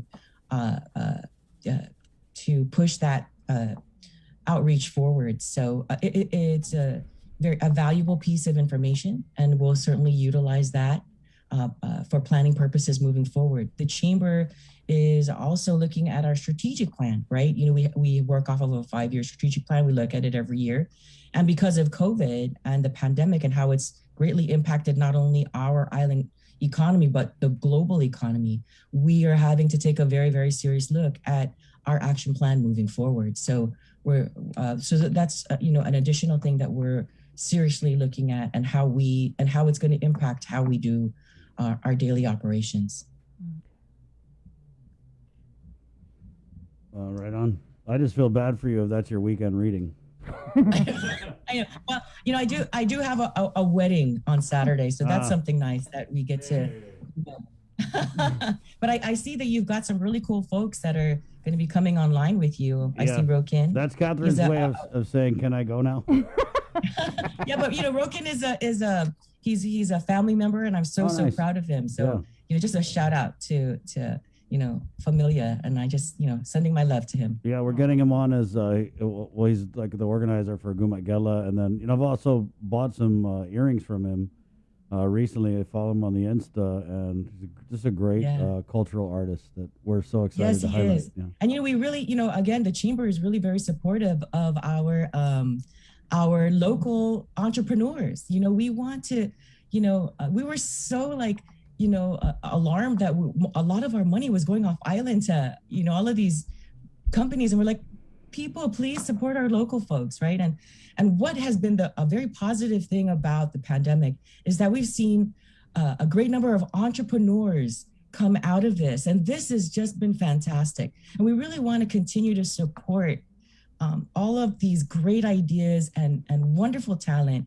that we have here on our island. And so this is the one thing that I feel that has been a bright spot from this pandemic, is just seeing all of this great, wonderful entrepreneurship and activities come out of our local folks. So kudos everybody. Part of it was just that we were locked down, and it was either learn something, embrace an old hobby, or die of boredom or COVID. For sure. But I'm glad that we did the positive thing, right? Well, Kathy, we say all the time Hold on the on, show, this is a family show, and if you're giving a shout out to some of your relatives and everything like that, that's a great way to start your Friday That's what morning. we mean when we say it's a family show. It means that most of our guests are related to each other. Yeah. For sure. So Rokin, we've tried over the last 15 months and everything to do like the virtual Amen thing. So maybe if you want to give a say hi to Kathy. How exactly are you guys related, by the way? How closely are you related? Yes, so Rokin's grandfather is my late husband's cousin. So they are Castros. Their family is Castro. So we're Castros from Mitidian. And so that's our family. And, well, I love it. We live on an island where, like if you bring someone who's not from here, and I've done this before, I've brought friends who, are visiting from the States to like a village fiesta.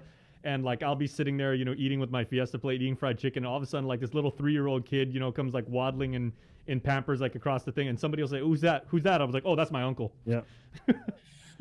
Well, I had an uncle like Guam's that. the only place in the world where you can say that. Yeah, I had an uncle, my Uncle Dwayne, who went to school together, and he was actually in a grade below me, but he was my grandmother's sister's pucksai. So whenever I would go around, he would always say, "Come and Amen your uncle," and it was just so embarrassing being in elementary, having to Amen someone younger.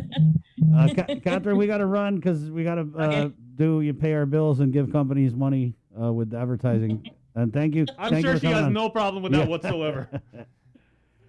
All right, take care, guys. Have a wonderful weekend, everybody. You too. Take Enjoy care. your reading. Rokin will be right back with you. We're actually going to do it up Pride style for the rest of the show. We're going to interview Rokin, who, of course, is the head of Gumagela, and then our friend Glenn is standing by eating his Itchy Bang this morning. Can we get him on real quick? Yeah, he is. Okay, so Just real quick before we go. What's up, Nanny Poodles? good morning, Glenn. Buenas and off day. Happy Friday. Right on. Happy Pride. Happy Pride. How's your itchy bang? Yeah. I went out last night, watched the drag show to kick off the festivities, and I saw Roken there. So that's your. That was fun. So that's your. Now my hangover stomach cure. hurts. Trying to party with the youngins. Oh boy, it's not the same.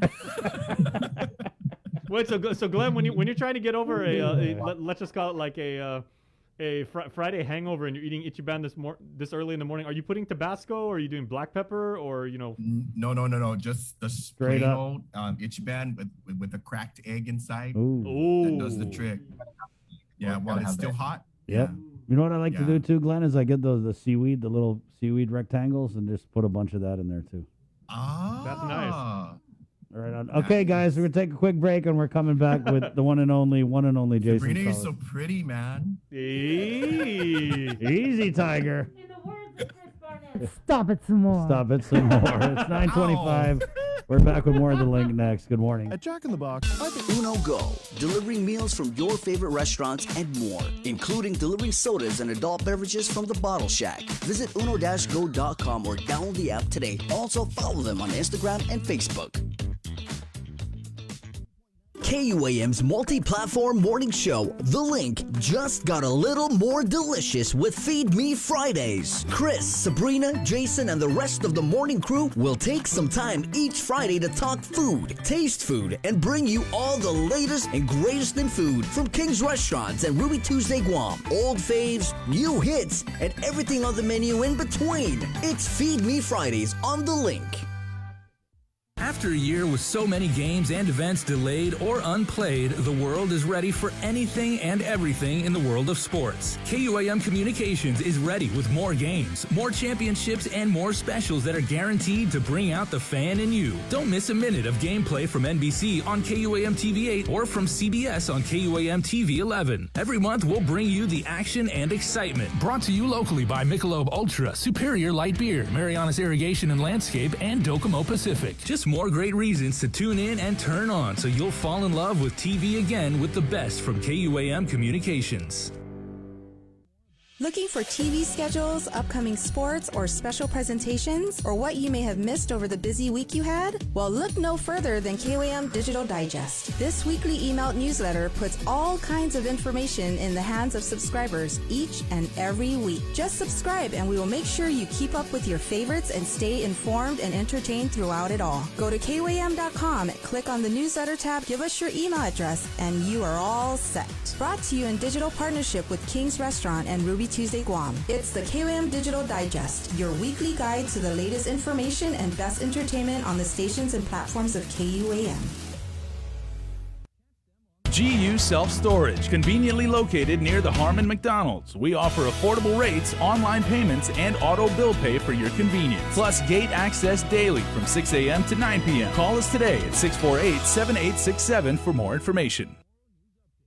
The world of television is more exciting than ever. Don't miss a minute of special presentations from NBC on KUAM TV 8 or from CBS on KUAM TV 11. Every month, we'll bring you the fun and excitement of award shows and red carpet moments, special series presentations, and other great network programs. Brought to you locally by King's Restaurant, Ruby Tuesday Guam, Bud Light Seltzer, and Docomo Pacific, giving you more reasons to tune in and turn on. Fall in love with TV again with the best from KUAM Communications. I decided to get vaccinated because just thinking about all the lives lost from COVID and everyone on island that contracted the illness, I realized that I need to do my part, not just to protect myself, but our community. And I also realized we're still not out of the woods with variants that are out there. I want to be safe, and I want to keep my family safe. I'm Tyler Matinani, and I'm a proud member of the vaccination. Join the vaccination. Scan and plan. For more information, go to KUAM.com. KUAM Communications continues our perpetuation of our Chamorro culture, language, and heritage, with features available to our listening and viewing audience, including streaming of Chamorro music 24 hours per day on Isla Digital Radio on KUAM.com and the KUAM News app. Chamorro News Update, weekdays on The Link and the KUAM News YouTube channel. Conversations about life in our Chamorro language podcast, Cuentos Tapoco, with Kin Conception. Seasonal specials, shows, and other features highlighting the beauty of our language, culture, and history. It's a new era of our continued commitment to our Chamorro heritage. Isla, watch, listen, stream. Viva Isla!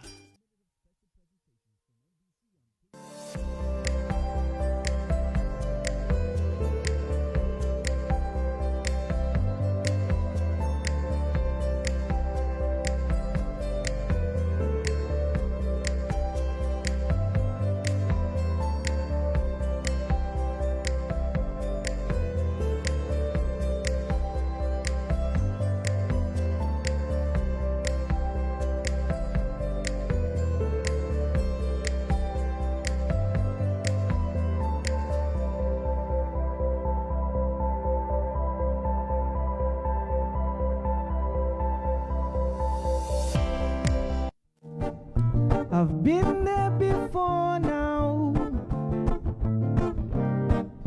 I've seen many doors closing now. And now that I'm searching, well, it's all right, welcome back to The you Link, that everybody. Friday, we got about 29 minutes until the end of this show, but as we were mentioning before the commercial break, we have two very good friends of ours on the program celebrating equality, diversity, inclusivity, and what makes Guam such a wonderful place. It's a family environment, and we said we welcome back to the show once again Rokin John Shanko from the Gumagela organization. Rokin, half a day to you again. Buenas and half a day. All right, and we were talking during the commercial break. We're both from Jigo, so neighbors to a certain degree. You're from Back Road, I'm from Ipapao State, so not exactly a hiking distance. I mean, that would be a very, very long walk, but good to meet another person from 653. And of course, Glenn Lujan is here. And Glenn, I want to say congratulations to you to be part of that wonderful panel that's going to happen on June 21st.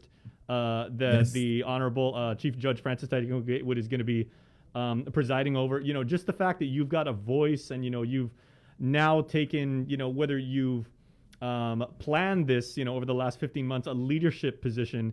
And being an educator as is your profession and everything, but really speaking and helping out people, for the LGBT community. It's wonderful to have you here. Yes, thank you, Jason, Chris, Sabrina. Okay, and we were also talking, because it is Pride Month, and Glenn was kind of saying, I did not want to spill the tea. I did not want to say you guys had like your big soiree last night. Let's call it, right? But would you say it's kind of like between your two organizations with Rokin with Gumagela and Glenn with the is it Sisters of the Moon, right? Sisters of the Moonlight. The Moonlight, that's right. Yeah, the Sisters of the Moonlight. How is the understanding and kind of the mindset of this multi-generational aspect of the LGBT community on Guam? I think it's awesome because we're learning a lot from our younger LGBTQ plus individuals, and a lot has changed over the years, and even within myself, we have members in our house and the Sisters of the Moonlight who have they've paved the way for all of us. So it's just all about learning, and meeting up with each other and getting to know one another, and and it's all about learning and growing, and joining forces and standing up and celebrate all things Pride, not just in the month of June, but living Pride every day. And Rokin, you and Glenn actually, you said you guys had the privilege of meeting each other in person for the first time last night, right? Yes, actually. Last year, with COVID and everything, it was, as you guys all knew, that our group, the Sisters of the Moonlight and the House of Diosa, together with some of our friends at the Guam Coalition, we were at a rosary or something, and we were like, Pride is going to end, and what's going on? So just by word of mouth and our network, social media network, you know, we did a motorcade, and I mean, at the last minute, it was pretty successful. And I remember meeting Rokin's group, you know, Gumagela, and I was like, who's that? And I'm like, you know, so you know, and we saw these young individuals, and they're all in their cultural wear, and I'm like, wow, you know, this is cool. But I'm like, who are these guys? So, you know, Lana, they know who's that over there? I know. I'm like, man, he's prettier than us. But anyway, we saw them. They participated in the, you know, in the motorcade. But then, you know, of course, the pandemic hit us. We all had to kind of, you know, batten down the hatches and stay home. So now, you know, we're all working. You know, I've met RJ again, and in the planning committee for the entire Pride activity. So it was nice to finally meet him last night in person at Icon for the beginning of all the shows and stuff from the House of Diosa. Yeah, and Glenn, we're so happy to have you talk about, you know, like something else. I mean, because, you know, so much of people know you as someone over the last like year. You know, you educate the youth of Guam. You know, you're a teacher. You pray the rosary, and you kill snakes. And obviously, there are many other sides to you, and they're you know, yeah, and you can tell I don't have the pride flag behind me, but at my house, look, I have the crucifix. So we all need Jesus. Right on. Well, let's go to Rokin now and ask you, like, you know, Rokin, what are some of your thoughts on, you know, this opportunity to, you know, exchange ideas and interact and celebrate Pride? Yeah, no, thank you for the opportunity to share. So Gumagela actually started stateside when I was staying over in Washington State, in particular the city of Seattle. It really was just a group of friends, very similar to you know, the sisters, very similar to the House of Diosa, right? It's just a group of friends that wanted to do something bigger than themselves and give back to the community, right? So it started out there, and then I actually relocated just at the beginning of the pandemic as it was starting. And for myself as a co-founder, it was, how do we continue that growth? How do we continue that momentum, you know, here? Because honestly, it was just luck that have it in Seattle. It was a bunch of family, it was a bunch of friends, it was a bunch of queer folks that also just so happened to be creatives. And we were like, hey, let's, you know, share resources, let's create our own opportunities, right? And just wanting to bring that home. And so, yeah, the motorcade was actually the first time I think Gumagela, it's just me and a handful of friends, we just stepped out and we we're like, oh, you know, we got to dress for the occasion, right? And so, it's just any excuse to be doing we're gonna take it. There's nothing wrong with that. Absolutely. Exactly. And so, guys, what do your both of your groups have planned, you know, for June in the month of Pride? Because, you know, as we do celebrate, you know, inclusivity, it's about everybody being able to celebrate and learn from each other, and, you know, and love each other. So, when, you know, do you guys have like a schedule like of events, or do you guys have like activities planned? Yeah, so Gumagela, we have a series of Zoom story shares that's going to be happening every Sunday. So every Sunday at 11 in our bio on Instagram at Gumagela, GUMA_GELA. You can click on the form and register for their story shares and just get to listen from folks within our community. We'll have topics around like family parenting, coming out, coming to stories, and also like just listening to folks about their dreams and their aspirations. Because so often than not, I think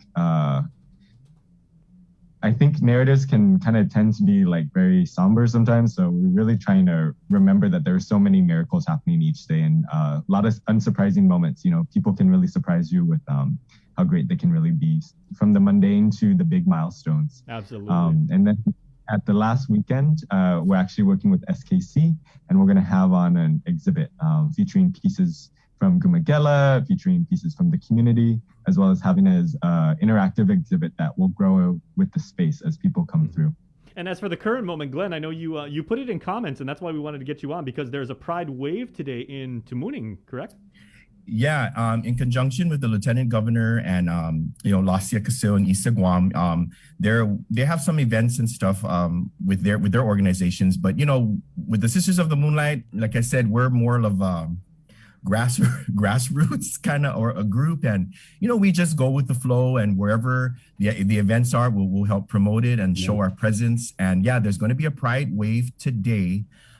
beginning at 5 o'clock at the ITC intersection. Of course, follow all the social distancing rules, wear your mask, and bring out your signs, come out in your full battle armor, dress to celebrate Pride, and your families are welcome to come out and wave and celebrate Pride. Is there a theme for this afternoon's festivities, Glenn? Because I like how you phrase that battle armor and everything like that. But even that I gotta see. Yeah, even Roken said Gumagela is about like creativity and expressionism. Yeah. And, just being who you really are. Roken, do you have like a woven suit of armor? I'm not sure, but under the theme of Pride, acceptance and equality for all walks of life. I mean, that's the main gist, so everybody come on out and you'll see us there, and you'll see all the other partners and organizations. Gala will be there, Lasia's group will be there. So, on speaking on behalf and promoting it, maybe you will see the lieutenant governor there too. All right, guys. Well, we do have to let you go because Sabrina's admittedly getting jealous. She just wrote me a note because she wants to be princessa. So bring your crown, girl. Bring your crown. Roken, thanks for coming on. And as we get deeper into Pride Month, if you guys have anything, maybe when you're going to do that thing with the SKC, you can jump back on. But I just really wanted to get you guys on. And I what I admire about your group is how you guys fold in a lot of the cultural practices at Gumagela, Roken. So that's really cool. Sino Asli for having us, and again, anytime. Right on. Glenn, my friend, just quickly before you go, I wanted to kind of turn people on to this podcast that we're partnering up with for the KUAM Podcast Network, Hafadeza. And I know that we've got a couple episodes done, but really excited about this. Don't give away too much. Yeah, so I'm working with one of our friends. His name is Joshua San Augustine, and he actually belongs to the House of Diosa. He's the brother of Kelly, who manages the girls and stuff. So he's kind of known as he's the in between the two houses, if you'd say. So we're working on something, and promoting, all things LGBTQ, and just creating awareness, understanding, and sharing experiences and stories. And stay tuned. There you go. Perfect. What a great tease. Roken, my friend, we'll see you later on in the month. That's it. Yeah, we'd love to see you. Happy Pride, guys. Happy Pride. Viva Pride. Viva Pride. Viva. There you go. Glenn and Roken. Really cool. The generationally. 9:41. It's Friday, June 4th. The Sounded like that was a pretty rocking party last night at Icon, too. Right, it does, yeah. I bet Roken's cooking his Itchy Bang now. I bet Glenn made him a lago. Hey, it's 9:41, guys. We do have a great segment here brought to you by our friends at King's, where Sabrina and I were able to go out and dine in over at King's in Tamuning for Feed Me Fridays. Here it is, right here on the link. Good morning. Feed Me Fridays is brought to you by King's Restaurants and Ruby Tuesday Guam.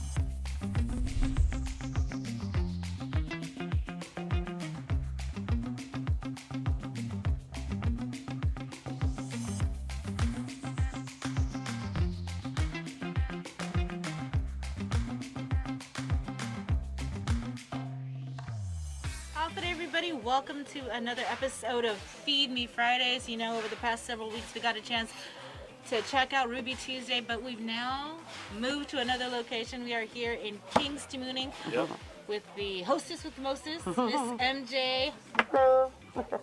MJ, so Sabrina and I are, switching it up. We're doing sandwich. All right. Sandwich here at King's, and Sabrina's getting the fried parrotfish sandwich, which I've had. Awesome choice. It's so amazing. It's actually my first time trying that, so I'm really excited. And that was one of my Lenten favorites back during Lent, but you guys have added it to the menu. Oh, yes. I know people love that, right? Oh, yes. They still go crazy for it. And what it is, basically, it's the parrotfish that's breaded in beer batter. It's dipped in beer batter, and then breaded, of course, in deep fried golden brown. And it's spread, the pico ranch is spread on top of the burger bun, and then served with lettuce, tomatoes, and pickles. And of course, French fries. French fries are crisscross, but we're out of crisscross, unfortunately, today. That's okay. Hey, as long as it's fried, we'll take it. And then I like to think of this one of like the hidden things on, I don't know how popular it is, but I love you guys' bacon cheeseburger. Oh, it's an awesome one too. And then you know what makes the bacon cheese even more awesome is if you add sauteed onions and mushrooms in there and have cheese melted on top of all that goodness. You got all the hacks. MJ got the hacks, guys. What about you, MJ? What's your favorite sandwich? I really like the Philly steak sandwich. I like to eat it with the pico ranch and the au jus sauce. Right. Yeah, that Yes. pico ranch is so popular. We could do a whole episode just on the pico ranch. Really, people Right. love to go crazy for that. And this is something that was invented many, many years ago, before your time. Mm-hmm. For as long as I can remember, yep, we've always had pico ranch. And we're definitely having our pico ranch today. So I know you like the Philly cheesesteak, but you guys also do a chicken cheesesteak? Yeah, Philly chicken steak. Chicken Philly steak. Couldn't get that out. So it's the same thing, of course, with this chicken. Right. And it's really great with the pico ranch and the au jus sauce. You know, another one that I know a lot of folks really love on the sandwich side is the club sandwich. Oh yes, that's very popular too, amazingly. Yeah, that's actually one of my go-tos. I always order that. Mhm. That's why, I'm kind of excited about switching it up and trying the parrotfish. Yeah, live a little, Bree. You gotta, I be know. adventurous. What is it? You were mentioning a creature of habit. I Yes, always creature of habit, yes. We survived a pandemic. Have Right? a parrotfish sandwich for crying out loud. Okay. Yeah. And then also the ham hock sandwich doesn't get much. Ham hock What? sandwich? Yes, it's on the menu. What? Get out of here, Yes. MJ. That's right. Kahlua Park the Kahlua Park barbecue Oh, yeah. sandwich. That's not here. Okay, gotta try that The next Kahlua time. pork, I'm sorry, the Kahlua pork sandwich. Sorry, Right. my bad. Let me. No worry. Hey, Kahlua I'll pork take it. sandwich. Ham hocks is pork. Same thing, pork. It is. And so this is basically a pork barbecue sandwich. And it's kind of like pulled pork style, Yes, pretty much. but with that Hawaiian twist. Yes, yes. And Alright. it's served with French fries, of course, and your choice of crisscross. Right, and we're talking about sandwiches, healthier options, obviously. A lot of people don't know you guys do the turkey bacon Swiss burger. Yes, we do. And then, of course, you can serve lettuce, tomatoes, and onions, and pickles, and French fries. Or you can do coleslaw and a fruit bowl if you're looking to eat healthier. Yeah, well, we're not looking to eat healthier. We We're survived good. a pandemic. Yes, we're going to eat some French fries. And I want to close it up by talking about our friend Mike. His favorite is the King Burger. Oh, the King Burger. Now, that's a beautiful burger. Right. That's also served with an egg, however you like the egg cooked. And if you like I like my eggs a little runny. Yes. So when I bite into the burger, it just kind of spills on. And you dip your French fries into that yolk. Saucy. Yep. Man. Like you said, we survived the pandemic. We did. And MJ, if you want an egg on top of anything, You you're can getting a just let sandwich. your server know. That's it. Okay, because I do. Any sandwiches. I always order a fried egg on top of, and you guys get it right, man. Ordering eggs sometimes when you go somewhere, it's tricky, but King's never fails. Sunny side up, crispy bottom, just the way I like it. You know what I mean? You got that bottom crispy, you got the runny yolk on the top. Oh, yes. Bingo, slam it. Yes, it's awesome. So come on by your Tamuning Kings. Make sure you say hi to MJ, and Yes, please. we're gonna check out our sandwiches now because I'm hungry.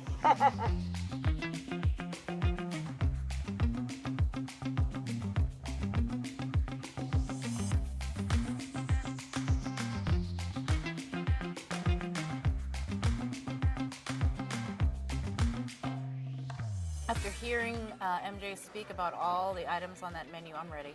Yep. I was drooling, and I have here the King's Bacon Cheeseburger. Loved eating this during the pandemic. We ate a lot of Kings. A lot. They're right next door to KUAM in Harmon. We're here at the Tamuning location. And so I got the King's Bacon Cheeseburger. And the Chris hack is I asked for a fried egg on the side, sunny side up, crispy bottom. And go like that. What do you got, Brie? I have got the parrot fish sandwich, and this is actually my first time trying it. So I think MJ said that there's some pico ranch, right? Yeah, pico ranch, I yep. think I see it there on Yeah. the bottom. So I'm going to try mine. I love pickles on the side. Oh, you do? Oh, So it's a crispy, they dip it in beer batter and they fry it up. It's golden brown, it's parrotfish. You don't have to pick through all the bones. what is this one? Do you know what this is? That's, I believe that's More spicy pico? pico mayo. Okay. It's good. I'll try that first. Is it all right? Too hot? just right? It's just right. All right on. Ladies first, Bree, go for it. Hold on. Now it's kicking in. Well, how about That's go right. ahead and get into this here. Ooh.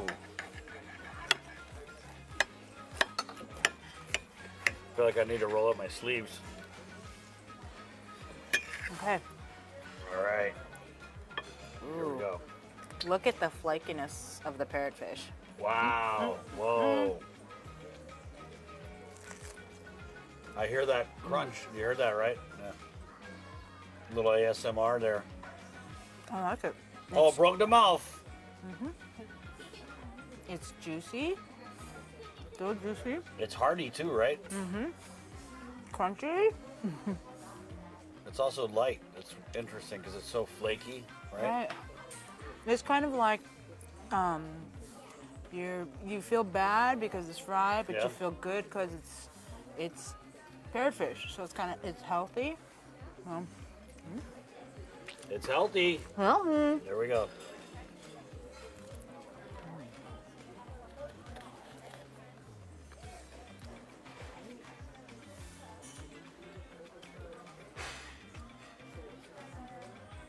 I'm actually going to put a little extra spice on this. Mm.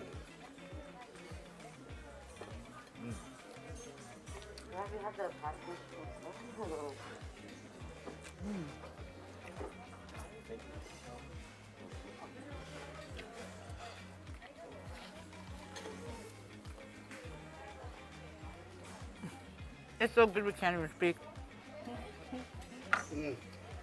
Guys,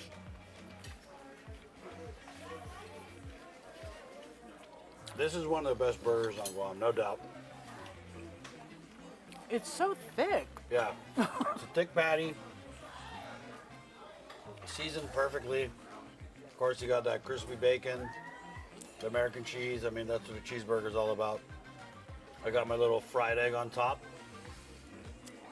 And I take it dry. There's just some lettuce on there because you're getting all that melted cheese, that yolk from that egg. And you know, for me, like I mentioned earlier to MJ, I usually get the turkey club sandwich. But actually, I think I found my new jam. I really like this. So the parrotfish sandwich with the pica ranch, I'm sold. I really do like it.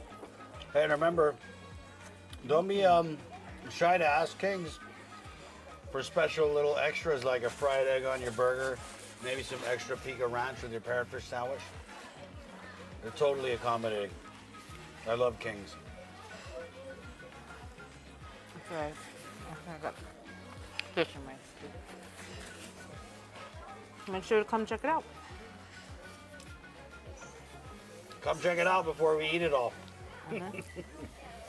Feed Me Fridays.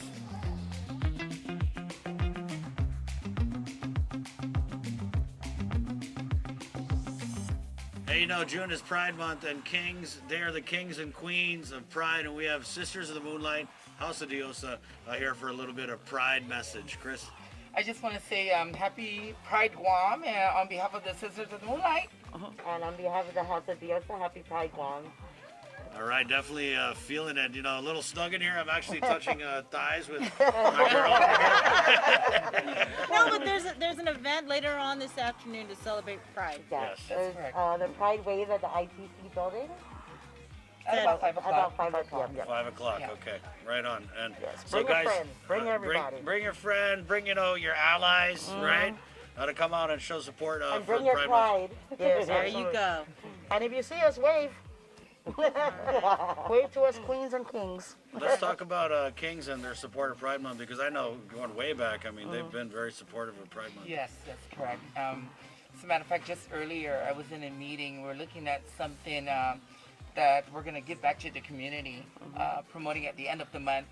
It's not definite yet, but definitely we're going to do something for Pride Month, for our Pride brothers and sisters out there. And let's ask you, Chris, you know, Sisters of the Moonlight, I mean, this is a group that's been around.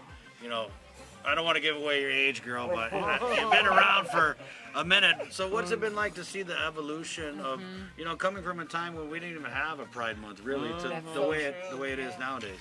Well, I see difference now, big difference. We have a lot of our sisters and brothers coming out and being much more open. Yes. And a lot of the families are being open-minded about things right now, and that's the good thing about it. And it's very important to promote this and support each other on Pride Month. Yeah, I guess what message would you have to someone who's out there that may be listening or watching that, might be scared, to come out? Never be scared. Be yourself, come out, and we'll support you. We have family and friends to support you. Yes, there's always someone there to help you. There's always someone, Right on, and there's definitely a lot of family and friend support here at King's. We're in Tamuning, so again, on behalf of our beautiful and lovely Sisters of the Moonlight, House of Diosa, wishing you and yours a happy Pride Month. Viva Pride! You guys do your wave, eh? Feed Me Fridays is brought to you by King's Restaurants and Ruby Tuesday Guam. Stuff. Thank you. Yes, 9:54. Breaking news right now from the KUAM News team. Ladies and gentlemen, Sabrina Salas-Mantanani. Yeah, we do have an update to that story we brought you earlier this morning. The Guam Fire Department confirms that the body of a missing diver has been located. The search and rescue effort was launched early this morning. According to Guam Fire Department spokesperson Cherika Chargaloff, that around 3 o'clock this morning, Navy police alerted GFD about an overdue swimmer. GFD and Coast Guard boats arrived and commenced the search. Chargaloff adds that just before 8:30 this morning, the body was located about 30 feet away from this individual's dive flag. Also, we want to let you know about a press conference that is scheduled for 2 o'clock this afternoon. KUAM will live stream that press conference, so make sure to join us on our Facebook page. 2 o'clock this afternoon, the governor is expected to announce incentives for vaccinated residents. Okay, so 2 o'clock, make sure to join us on KUAM's Facebook page for that live stream of the governor's press conference. And we've been kind of talking about this for the last couple of days and what's been happening in the states. The president, he called for this month of action. His goal is to get as many people vaccinated by July 4th. Ours, of course, to achieve herd immunity is Liberation Day. So 2 o'clock this afternoon. Make sure to watch that live stream on KUAM. Yes, vaccination incentives. How do we get vaccinated again? How do we get vaccinated? Because we got vaccinated already.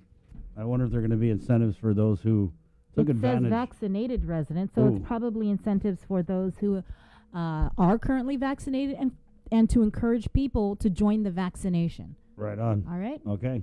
And you can scan and plan. We've got the QR code. Yeah. Scan it, and you can schedule your appointment. There's actually a vaccination clinic going on right now at Micronesia Mall. Right. But I don't know if you want to wait until they announce what you can win. No, like I said, if you are currently vaccinated, it sounds like you would be eligible for whatever the incentives are that they are announcing. Okay. Okay, 2 o'clock. Thank you. 9:56. That's Sabrina. It's awesome. She kicks ass. Let's go now to One Micronesia podcast sneak peek. We do it every Friday. It's our premiere podcast of the KUAM news family. It's great. It's Victorious Falon. And this is an awesome episode right now. And you got it first right here on the link. The One Micronesia podcast brought to you by Dong. The One Micronesia update is presented by Taco Bell and Docomo Pacific. Better together. Now, but ladies and gentlemen, our guest for today's podcast, I get to sit down with the bro, Shabi Pangilinan. Hey. Shabi, welcome to the podcast, my bro. Alpha Day, bro. Mogathin. For people out there who really don't know Shabi, so tell us more about you. Oh man, just a local boy from back home, from the village of Jigo, North Side certified. I have many of my friends that will attest to that, but yeah, man, I'm from the village of Jigo. My family's from Agapagumis, and then also my father, when he eventually moved to Guam from Saipan, he lived in Paintball. If anybody knows where that's at, it's literally next to each other from Agapagumis. my dad grew up from Saipan and my mom's from, Guam too. So like kind of had the best of both worlds, growing up learning about the Northern Marianas and then learning about, Guam, you know what I mean? Yes, I mean that's totally true. I mean, if somebody who follows you just because they stumbled on you on Instagram, they just hit the follow button and have followed you through your journey, they know one thing, and that one thing only is you do carry who you are wherever you go. You talk about, being from both sides, you being from, the Northern Marianas and on Guam, both worlds collide, and you carry both cultures with you everywhere through music and through language. You do that every single day, and that's just amazing, my bro. I try, man. I tell you this much. I'm very proud, just like everybody else. Very, very proud. Like coming from the Micronesia, like that's another subject I wanted to get onto with you about, and like how you're bringing all this together. And I appreciate you doing this, man. Which is why I'm like, like for this and everything you do and supporting you and what you're doing as far as this podcast, like my side of the family, my dad's side, bro. Like I'm gonna tell you a story. Okay, this is like raw, unedited. This stuff, is an exclusive One Micronesia. right. So Pangilinan story. Yeah. So one day, my dad was out of the blue. He was like talking to me in Chamorro.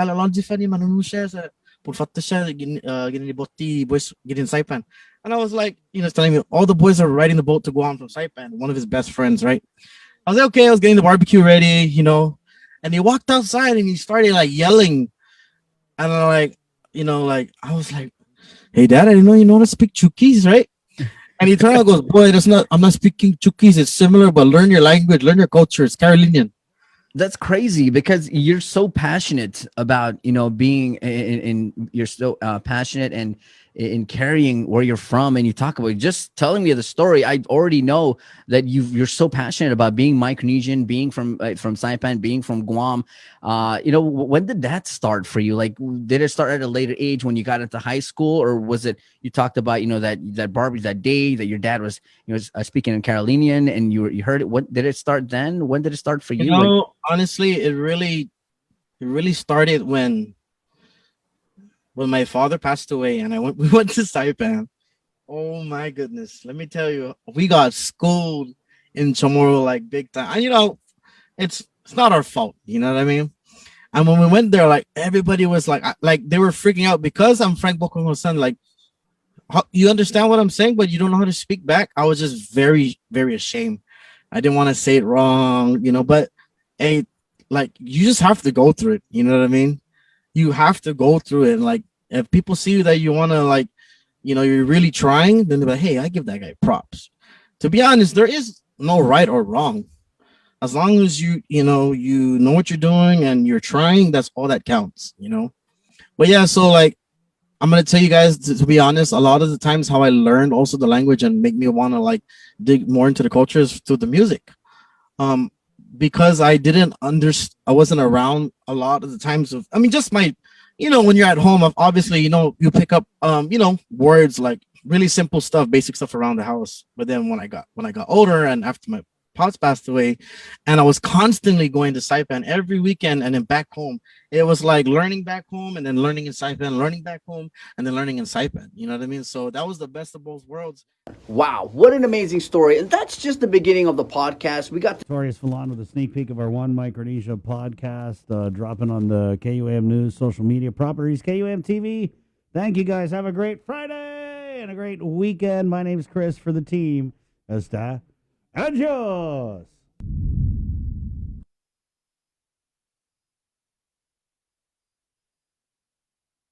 And we're back here. Hey, we got Cover Me brought to you by Burger King and Docomo coming up right after the break. Good morning. Uno Go has arrived and is here to deliver you food from your favorite restaurant in a safe, reliable, and fast way.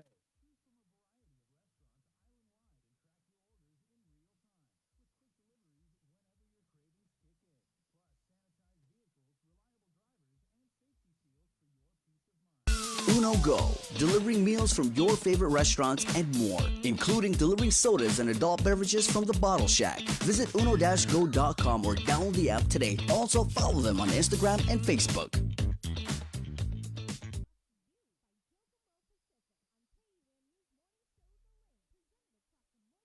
KUAM's multi-platform morning show, The Link, just got a little more delicious with Feed Me Fridays. Chris, Sabrina, Jason, and the rest of the morning crew will take some time each Friday to talk food, taste food, and bring you all the latest and greatest in food from King's Restaurants and Ruby Tuesday Guam, old faves, new hits, and everything on the menu in between. It's Feed Me Fridays on The Link.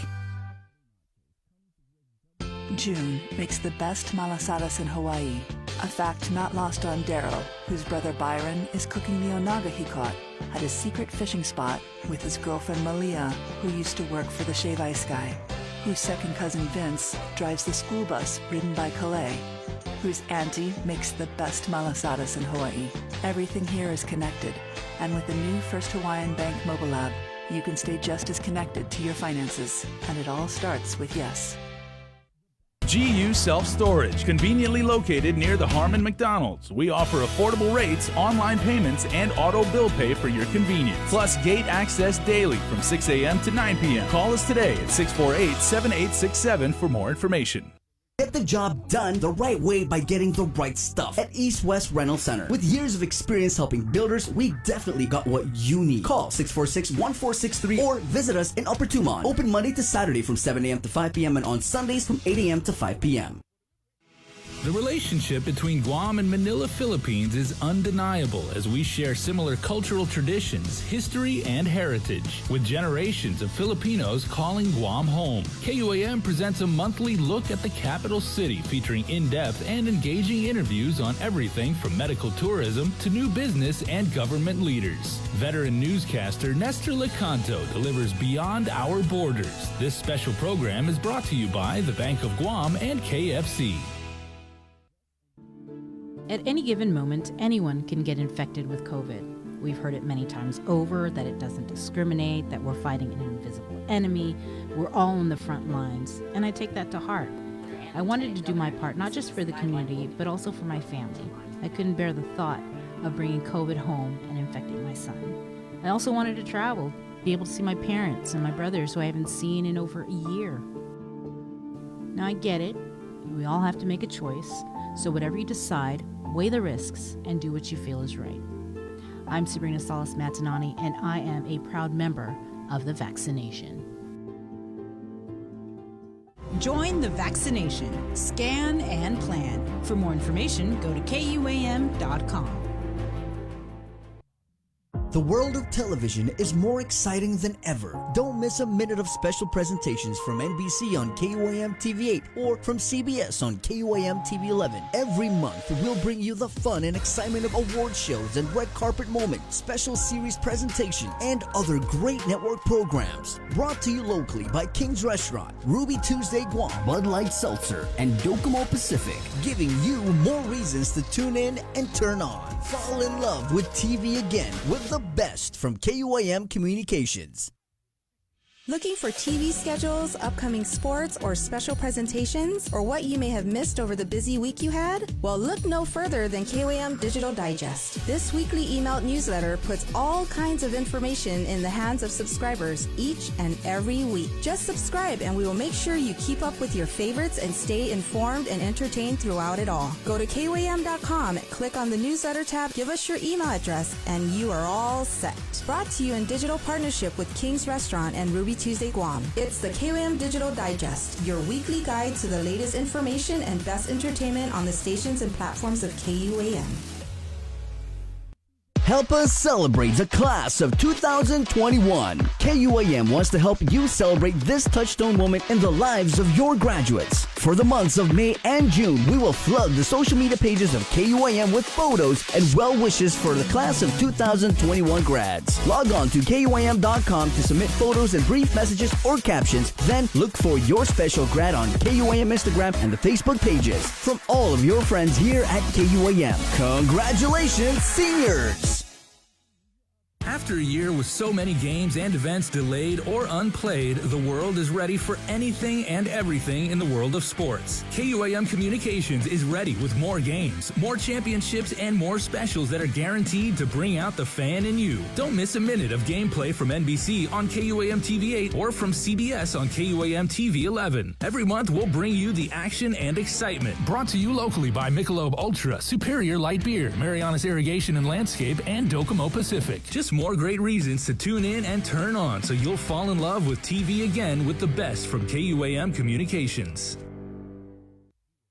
Catch SportsLink on the KUAM News Morning Show, The Link, every Friday to hear about the latest in sports news, game schedules, athlete profiles, and more. SportsLink, brought to you each week by Cure Alkaline Water, airs every Friday across the multimedia platforms of KUAM. Tune into the broadcast on Breeze 93.9 FM on KUAM TV 11, live streaming through the KUAM News Facebook page, or view highlights on YouTube, KUAM News Facebook, and Instagram. SportsLink is hosted by Dave Delgado through KUAM Sports, and he will make sure that everyone knows what is happening on the field, in the gyms, and everywhere in between. 10:08. Ooh, 10 minutes of overtime. Sweet. Guys, let's do Cover Me, brought to you by Docomo Pacific and our friends at Burger King. Where, let's see what we got here in the book of Burger King. BK's new French toast breakfast sandwich now available at BK Tumon and Hagåtña. All right, so that's the plan for breakfast tomorrow morning. French toast sandwich. Joe, that sounds great. Little sweet, little savory. You know there's some meat in there. Some egg. Cover Me. We have AJ Sablon this morning. And again, brought to you by Docomo Pacific and Burger King. My name is AJ Sablon. This is my cover of Heartbreak Anniversary.